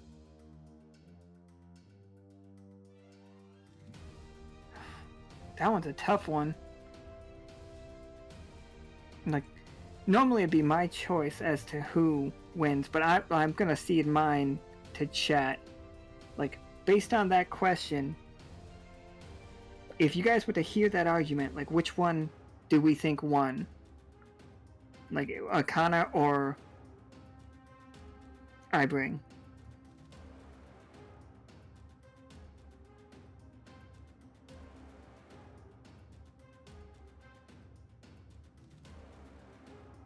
Because I've got to Yeah. give a coin to one. Oh, go ahead. We can't rebuttal at all. No, we cannot rebuttal.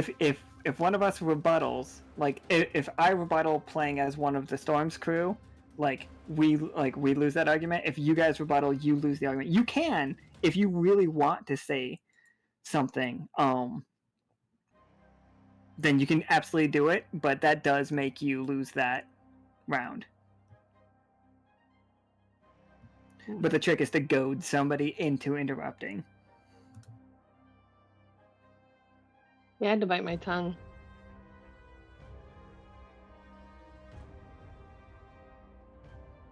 But Ibring says you're all ineffectual leaders, or like going around the world, causing chaos.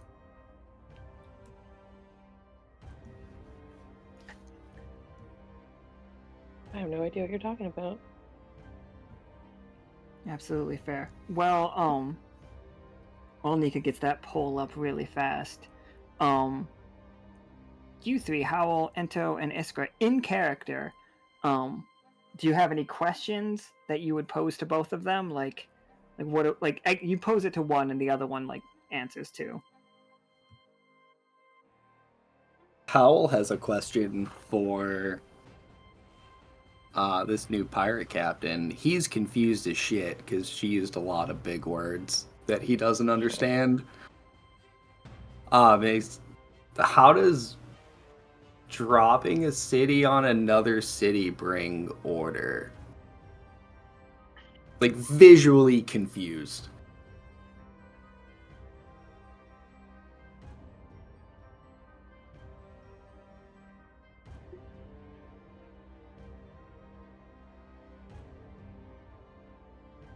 The structure of Alta was sustained on the continual siphoning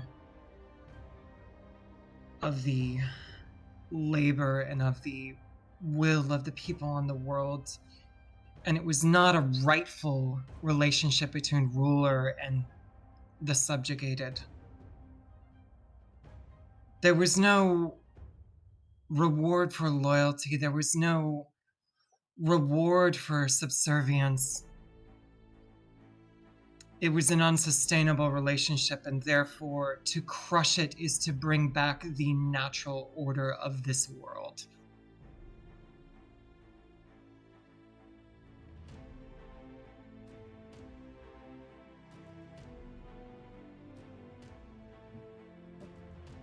Okay, absolutely. And same question, I think, but like a little bit different.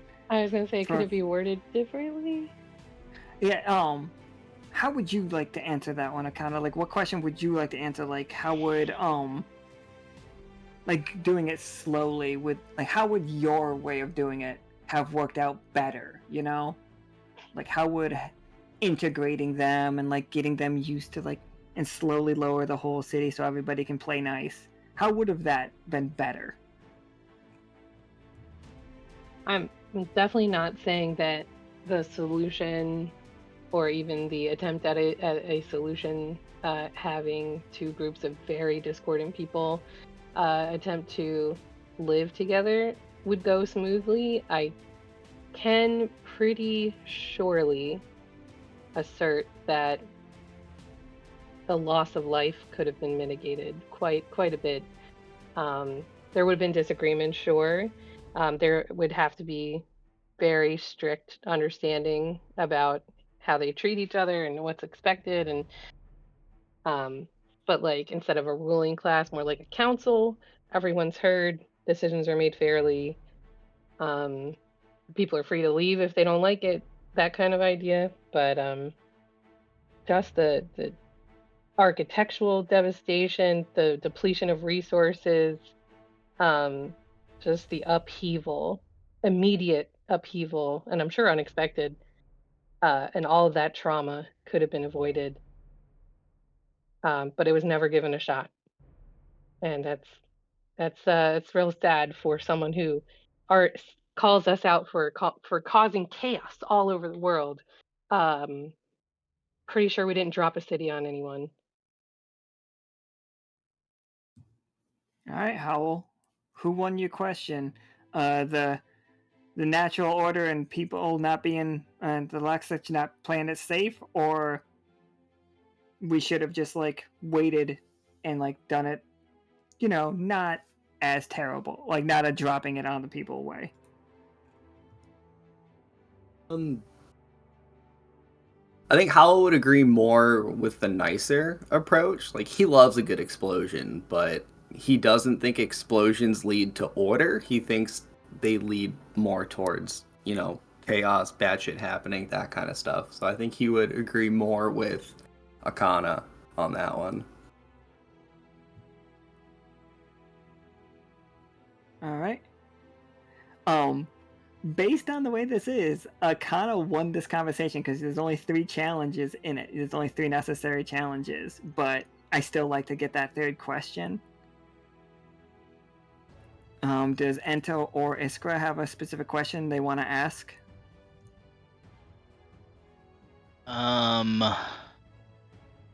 Kinda, but I don't really know how to phrase it.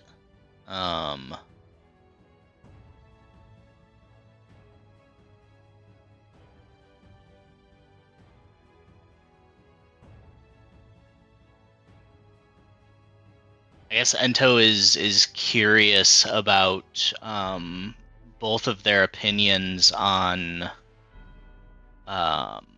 what constitutes freedom for the people that lived below Alto, and what constitutes oppression. Because to Ento it seems like Akhana's way was too slow, but Ibring's way is just swapping out one oppressor for the other. Oh, okay, yeah, I like that. Akhana, you got to go first this time.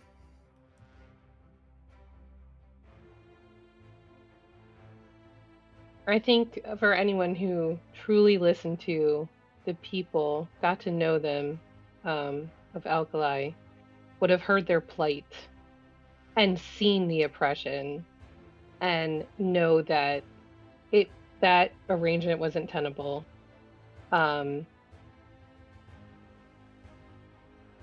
Anger mounted, bad decisions were made, I'm sure, like with this whole revolution thing, but they may not have been as organized if Ibring wasn't involved and masquerading as one of the oppressed, and then fueling that fire among a select few who were ready to just,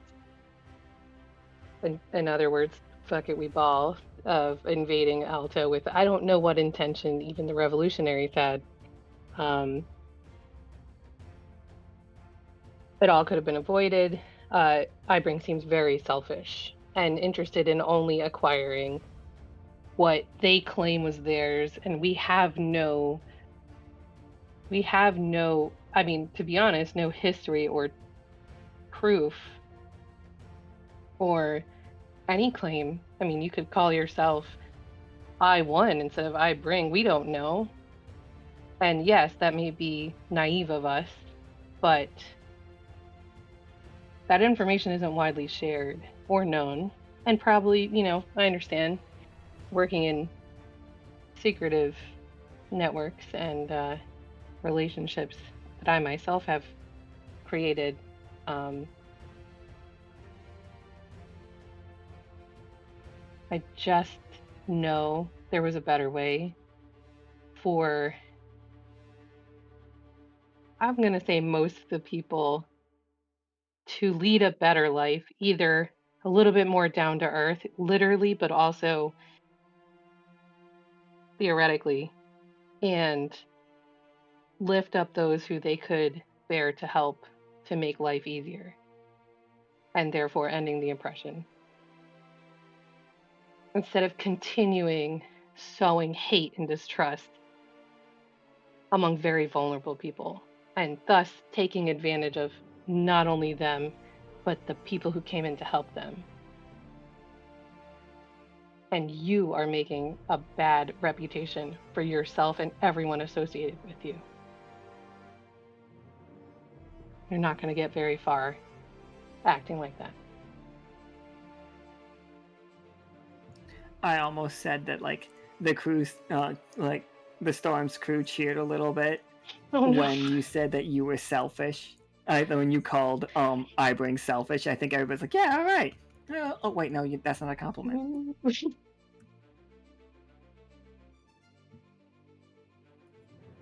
All right, Ibring. Why was it the right thing to bring down those, like...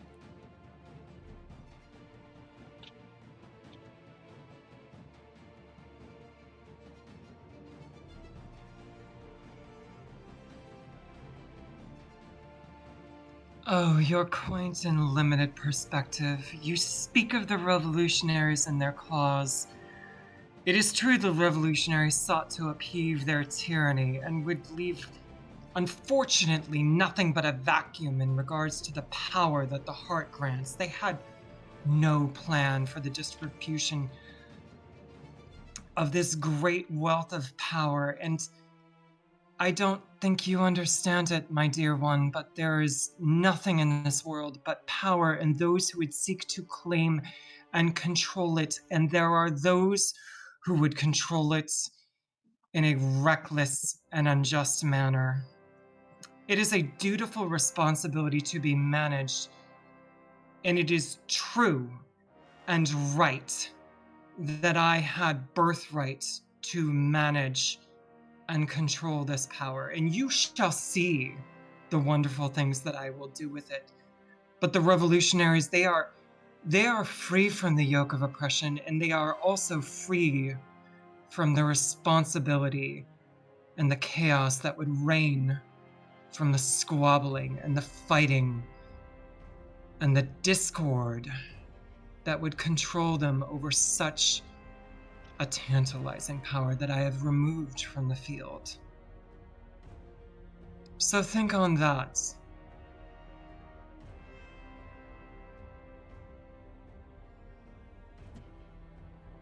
All right. Ento, what do you think? Do you think Akhana gets the coin, or do you think Ibring gets the coin?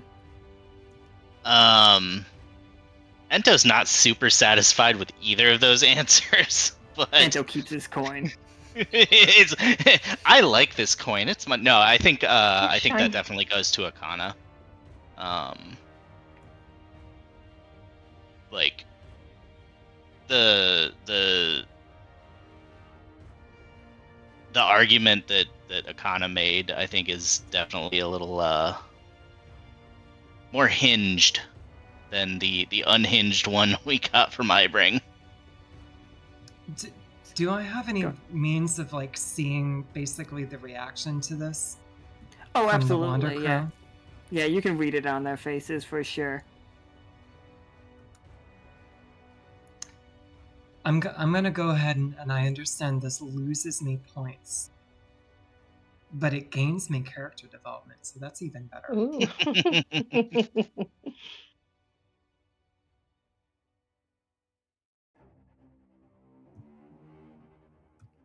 I can see that you all are naive and young to this world, and you do not well understand the yoke of responsibility that power gains you. Therefore, it is your loss if you cannot understand this.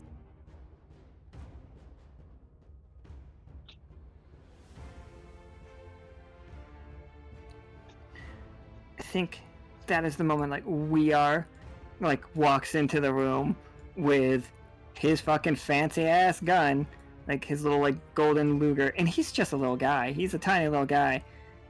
And, like, he has it, like, you guys, like, dead to rights during the conversation. He's just like, come on, everybody off the ship. Everybody off the ship. We don't want you to die. Nobody needs to die. Who said anything about dying? We were just talking. Just talking, but I heard there's a tone. there's a tone. And he looks at Ibring and he like there's a tone.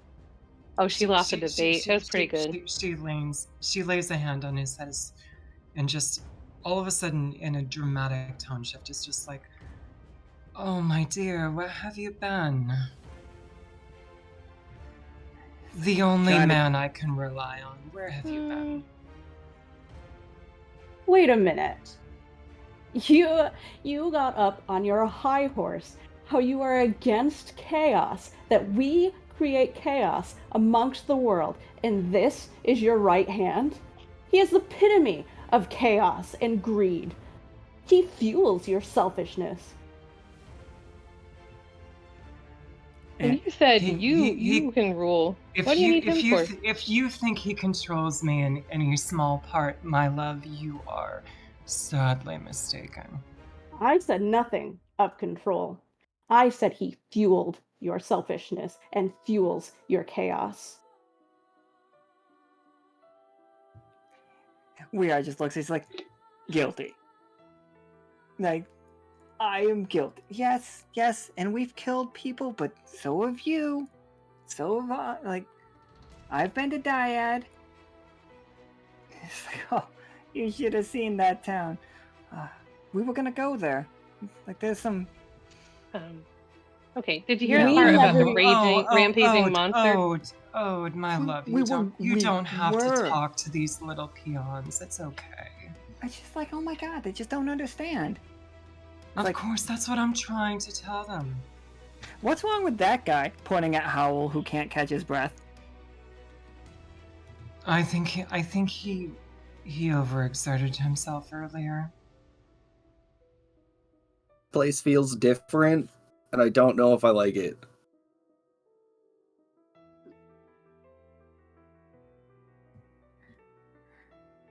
So, here, like, just so I know where we want to go with this story. We aren't trying to kill each other right now. We are just like once everybody calms down, he raises his gun and like holsters it. He's just like, okay. You healed up our friends. Do you need us to drop you off somewhere? Or are you guys good out there? Yes, I do think you may have overstayed your welcome here. Was there a point to this entire conquest other than to say, "Oh, poor Ibring, you were such a naughty girl. Bad, you stole the heart. Oh, pooh. So sad for me." Just want to be aware of what your choices have made for you back on the other side. And your options are going to be limited on how you maneuver. No, I'm pretty sure the sky is my limit. Whole room laughing. How much be a do really you low love? ceiling. How much do you love your ship, Ibring? Oh no. How much would you love to keep it in the air? I'm sorry, are you? Perchance. For real? Are you threatening me? Howl, how do your portals work? Can you portal me to the engine? Oh, I for sure could do that. Oh, I want to go too. You got room for two? Absolutely. And how quickly can you portal me out? I'm a little out of breath right now, but probably pretty quickly. Is the gondola still anchored to the ship? It should be. Yeah, as far as I know, you guys tied it down. As far as you know, she says with a twinkle in her eye. Weren't supposed to mention the gondola. Everybody wondering where we was. I'm. All right, Howl, portal me in. I'm going to play a card. Oh, let's fucking go. I'll go in for backup. I will open a portal. how do I play card? So if I hit play card... All right, wait. What is it you really want? Put it on the table. Oh, it's a little too late, friend. I'm gonna kaboom the Heart of the Storm.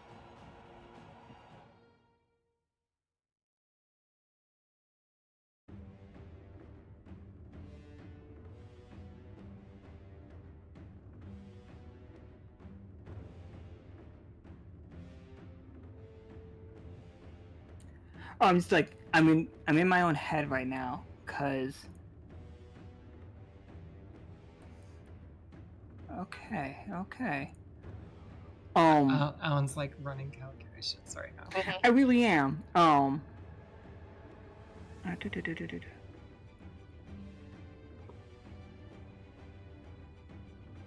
I'm cool with this happening.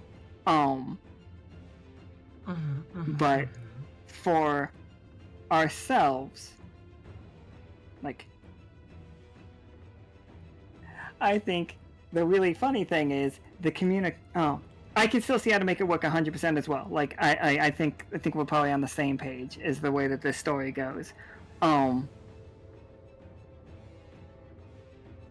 Akhana, like, all of this happens. You guys are like teleporting around, like you guys jump into the thing. There's definitely a moment where Alexis and Claire go for the portal as well. And Ento and Howl have to like basically stand up to them while the other two like vanish through. Howl, you are like at the edge of not having any AP. Like, hell yeah, I am hurting. Ento, there's a moment where you see Howl like getting weird. And like right now, we're used to sleeveless Howl, but there's a quick moment where he's wearing like a long sleeve kind of like baggy shirt, and when he goes to like throw out the magic attack, his magic strike, it's just a row of scarves tied to each other that flies out of it and just like hits Parrish in the chest, and Parrish just looks down like, what is this? And then immediately it's just impact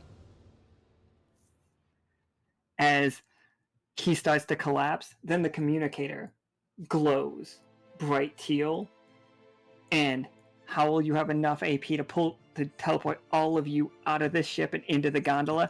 But again, you guys are going to be falling through space. Yay! Not fully space, but like when you're really, really high in a jet, like in a jet and stuff. Wait, does this count as space? Because I want to say I went to space too. Close enough. I'll take it. Let's go with it's similar to an SR-81 Blackbird, so like low orbit, but not. Oh, yeah. Actually, that's not low orbit, but you know what I What mean. about those zero G planes? You have to wear a suit to be up there, because like if something happens, that's it. It's half space. Alright, so the way that I see this happening, which rounds up to full space, and how that works. Full space. 0.5 space exactly. rounds up to full space. Ty goes to the leader. So we know that Ibring and the Storm, the whole ship was trying to head to Lydian, but something's gone wrong. Akhana, you guys detach when the ship is here.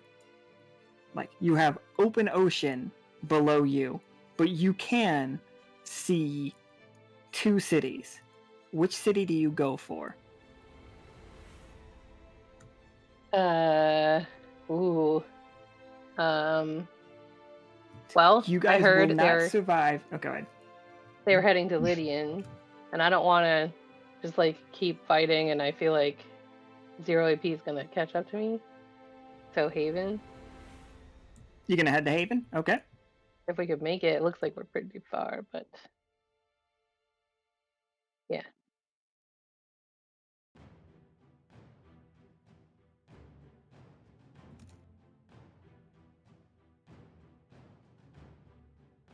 Alright, so you guys are gonna be landing close to Haven, crew back at Lockstitch.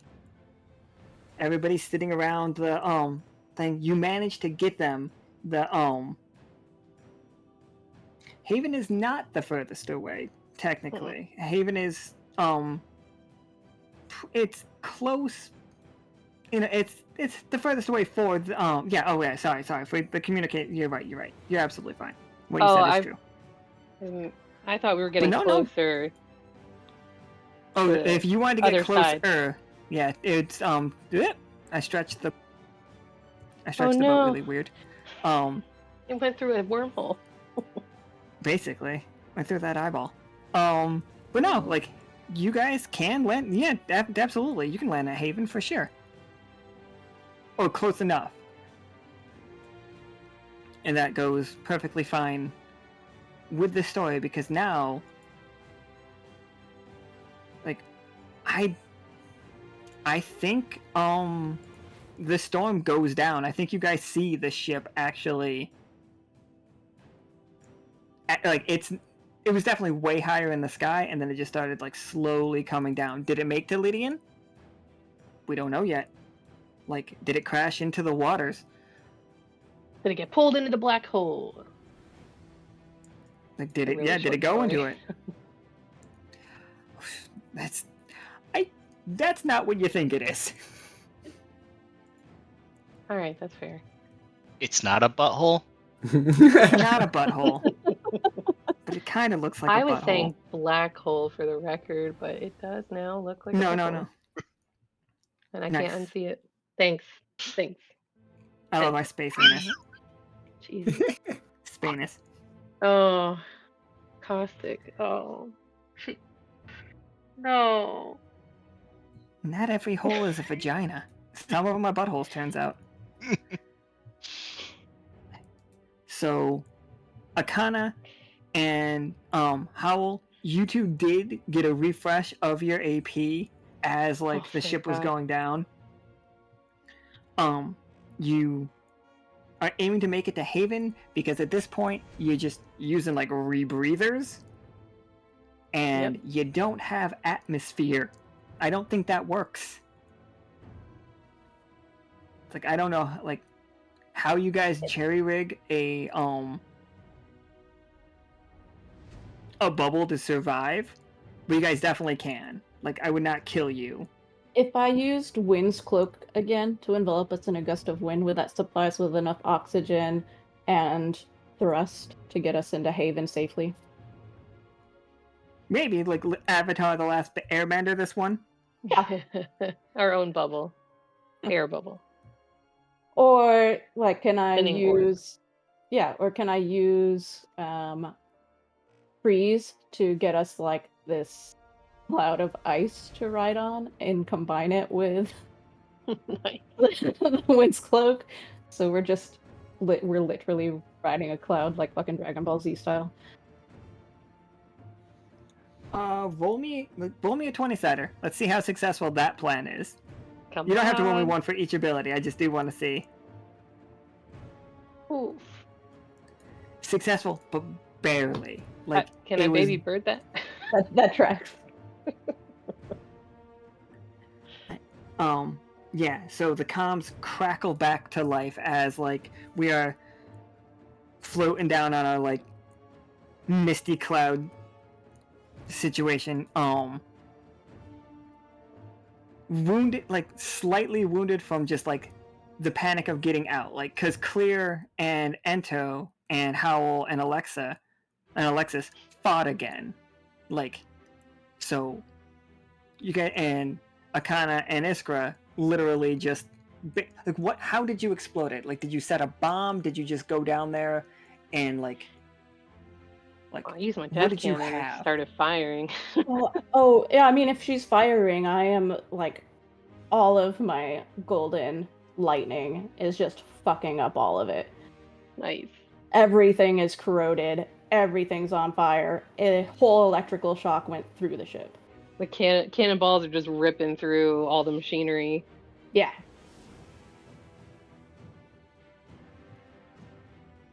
Well, if if Ibring wasn't you guys' enemy to begin with, I think we just did that. Yeah, well, we tried to talk multiple times. Okay. I'm with you. I think we've got a much more antagonistic relationship going on here. Like, Absolutely. we definitely have grounded Ibring for a minute. Yeah, Those three things are definitely safe for now. The bell, the giant egg. And a downed rocket. Only one I can't figure out yet, but I'm on it. The bell and the egg I got figured out. We're good.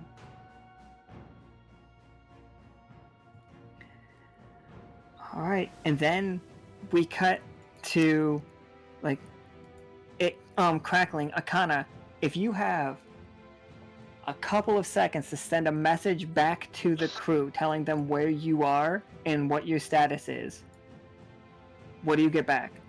Do I know what this place is called? You have a map. Yeah, you saw the map. Oh, that's right. You have that map. The name. That's right. You super sleuth, you super spy. Yeah. Now that you mention that, I don't know if I should just blab it all out on comms or be a little stealthy about it. Oh, do you think I'm listening in or something? Do you think I have secret knowledge? Not even worried about you. Am I just bluffing? Can I ask Akhana, like, is there one person on the crew that we need to get a message to? One specific person? Yeah, probably Peanut. Because Peanut would tell everyone else. I'm gonna use, because then I can use the necklace again. Use Whispering Tempest to carry my voice to any location or individual regardless of distance. That's dope. I need one of those. So, I mean, if we, like, I'm hesitate on comms. If you want to, like, I think, Iskra, sadly, you are, like, because you barely succeeded that, like, all of your concentration is on keeping this gondola from not dropping you into the ocean. Rude. Yeah. I think storyline-wise, it also really, like, I really like the comms turning on, like, flashing on. And, like staticky, it's just, like, Peanut just being like, Officer Akhana, come in. Officer Akhana, come in. And he's been doing this for, like, the whole 2.5 hours. I love that for him. And how many his voice is actually, like, really raw. Officer Akhana, come in. There we go. This is Peanut. Officer Akhana, come in. Hey, this Peanut. is Peanut. Peanut. We're okay. We got her! We got her! I have crew with me. You can now call us X-Stitch. Officially. And, that's Howl, Iskra, Ento, myself. We dismantled the ship and it went down. We are all fine, real roughed up, but fine. Having some communication, obviously, issues that you've witnessed. We are in the Celestial Sea, and the closest, I guess, point on the map I can get you to is a place called Haven. We are right outside of that, approaching the shore. Haven. All right. It's just like, get anybody from Alkali. We're looking for a city called Haven. Who do we know? Do we know the city Haven? How do we get a hold of that? Akhana, what kind of technology level are we looking at? It's hard to judge. I mean, we just fell out of the sky and barely survived that. We're floating on an iceberg surrounded by a cloud, trying not to, and in a shiny gondola, but trying not to, like, go into the sea. So, from first Don't worry, glance, guys, she's just bragging about how cool her ride is. No, I'm not. Okay. I had nothing to do with the gondola. Anyway, and Iskra's a beast. Just know this. Okay. It looks, from what I can tell, it's developed. There's not a lot of land here.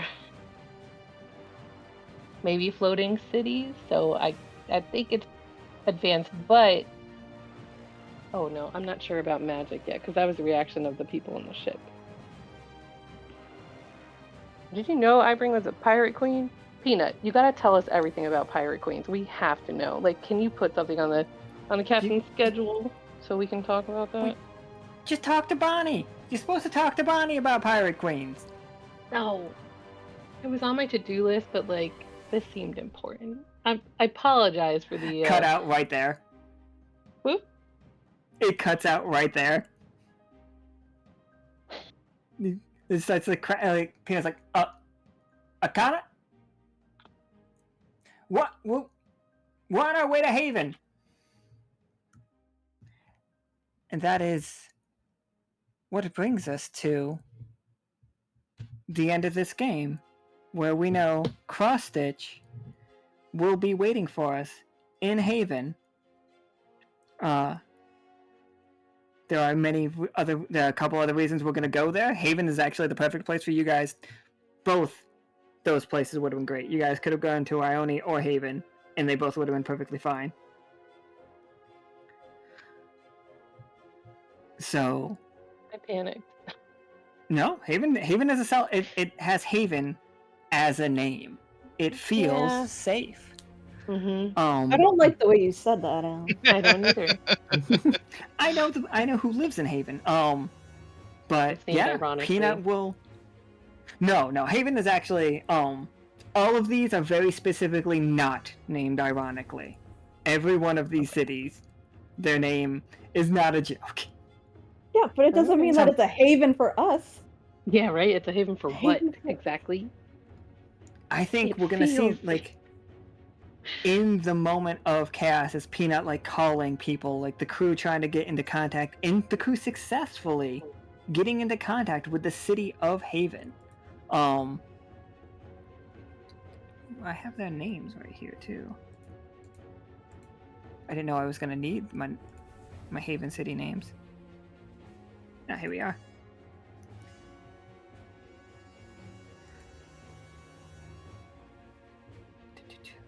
So you guys contact somebody named Pearl. She is secretary of the city. She's very excited, like, to get communications from Lockstitch, and like she's talking to Peanut. They're going back and forth. Peanuts. They do. They know all about you. Well, they know at least partially about you. Want to know how much they know and how? Peanut will be able to say, they know you as a city, not as an organization. They know about the Silver Thimble. They know the Lockstitch exists, but they don't have dossiers on you guys. That's not what we have to do. And because of this, they invite the whole crew to come visit them. When Akhana and Cross-Stitch show up, you guys can make yourselves known, but you don't know you can make yourselves known. You know what I mean?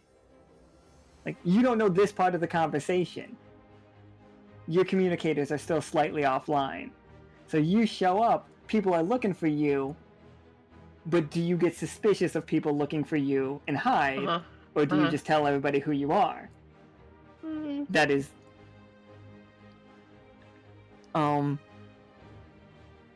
So, you all have an open invite to the city.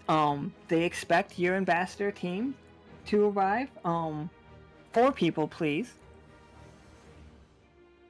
And so, when we go to Haven tomorrow with our main character energy players for this arc, we are going to be shown around Haven.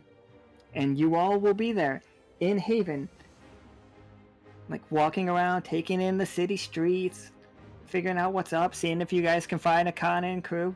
If they don't want to be found, you can't. Like, that's up to them. And yeah, that I'm looking forward to. Oh, one more thing Pearl mentions over the phone, or over the comms. Weapons are strictly outlawed in Haven. Again, you four, no idea. But all of you, like, no weapons. And now, with that, we can just do a quick recap of how today's game went.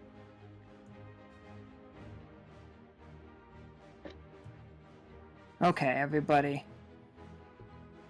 What happened today? Where did we go? What did we do? We decided that Akhana latched onto the side of the ship, using her like scythe willy-nilly, you know, cutting through reality. It's fine, I'm sure. Ento, Howl, and Iskra, using a lot of just teleporting today, appeared also on the ship, flying a fucking golden gondola. Akhana stole a map that showed where the next, like, port of call for, the storm was. Got chased, got in a fight. We realized that you guys are basically toe-to-toe with, Pirate Queen's crews. If not, you guys are, like, you guys got the upper hand on them, but, like, they are strong as well and capable. So, that's fun. Celestial Sea is both parts of it don't have an atmosphere and parts of it do have an atmosphere. It's really, this world's weird. If you can see land, you can breathe there, is the best way to, like, look at it. If you are over water, you are in the Celestial Sea. It doesn't matter what part of over that water you're in. And there's things that can live in the vacuum of space. Don't worry about it. Tardigrades, that kind of thing. And yeah, so Iskra didn't like the line of conversation that was going on. She decided to blow up the engines of Ibring's ship. Like, quick guess about how like the outcome of this game is Ibring doesn't like Iskra, is what I'm gonna say, is probably a big takeaway.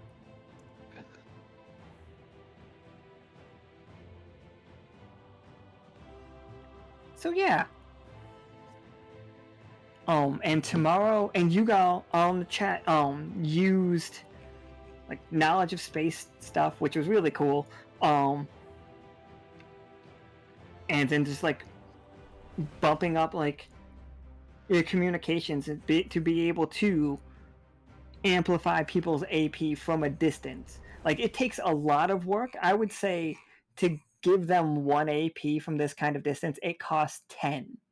And like, you guys can take it from wherever you want, like, as a group. But like, if you wanted to do something like this again, you would have to be at Lockstitch so that you have all the materials to do it, and B, remember, it's like 10-1 to do shit like that, just so we don't have it as like the way that we always solve those kind of problems. I think it's just exhausting. And yeah, that was the first. I want to see, the plan is to see more of this specific group, as they are like, I guess now it might be trying to keep the storm out of, like, away from things. Like, following up on what the storm's stealing, because Akhana decided to steal a list of their targets. Memorize. Memorize.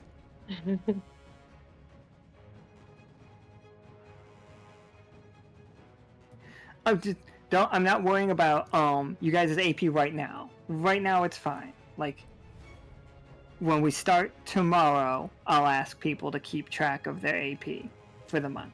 It is the honor system, so don't really worry about it too much, but, you know. Today it wasn't necessary, because today we were playing different games.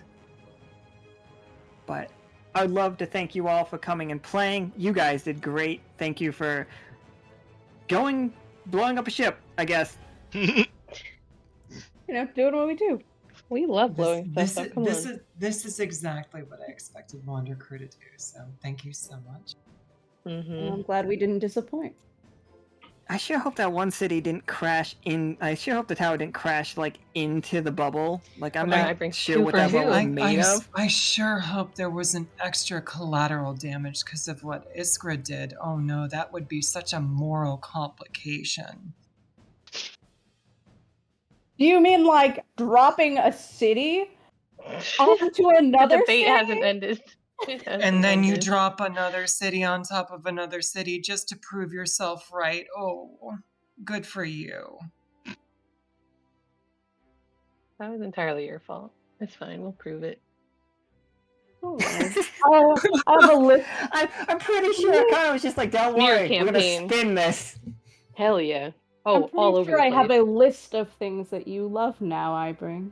I know, I recorded a lot of that conversation, so I'm going to just slap those pieces together and send it out. You know, on my diplomacy network. That may or may not include vampires. Oh, my friends.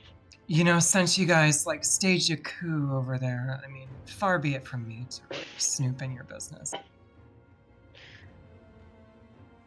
So coups are okay when the Wander Crew does it. Okay, got it. Perfect. Thanks. Wandacoos. They had to Making change the their name t-shirt. to Lockstitch though. Like no. She's like, guys, we really fucked up. We got to rebrand. Then everybody's like, but what is a Wanderpuss anyway? All right. That was hilarious. Thank you all so much for coming and playing. And I hope everybody's really excited for like this season. We revealed the map. Tomorrow we reveal the theme song, and I'm so excited. I am also so excited. So we're gonna heck off, and we will see y'all tomorrow at 5 p.m. Bye forever. Bye forever, everybody. Say goodbye. Say goodbye. Bye.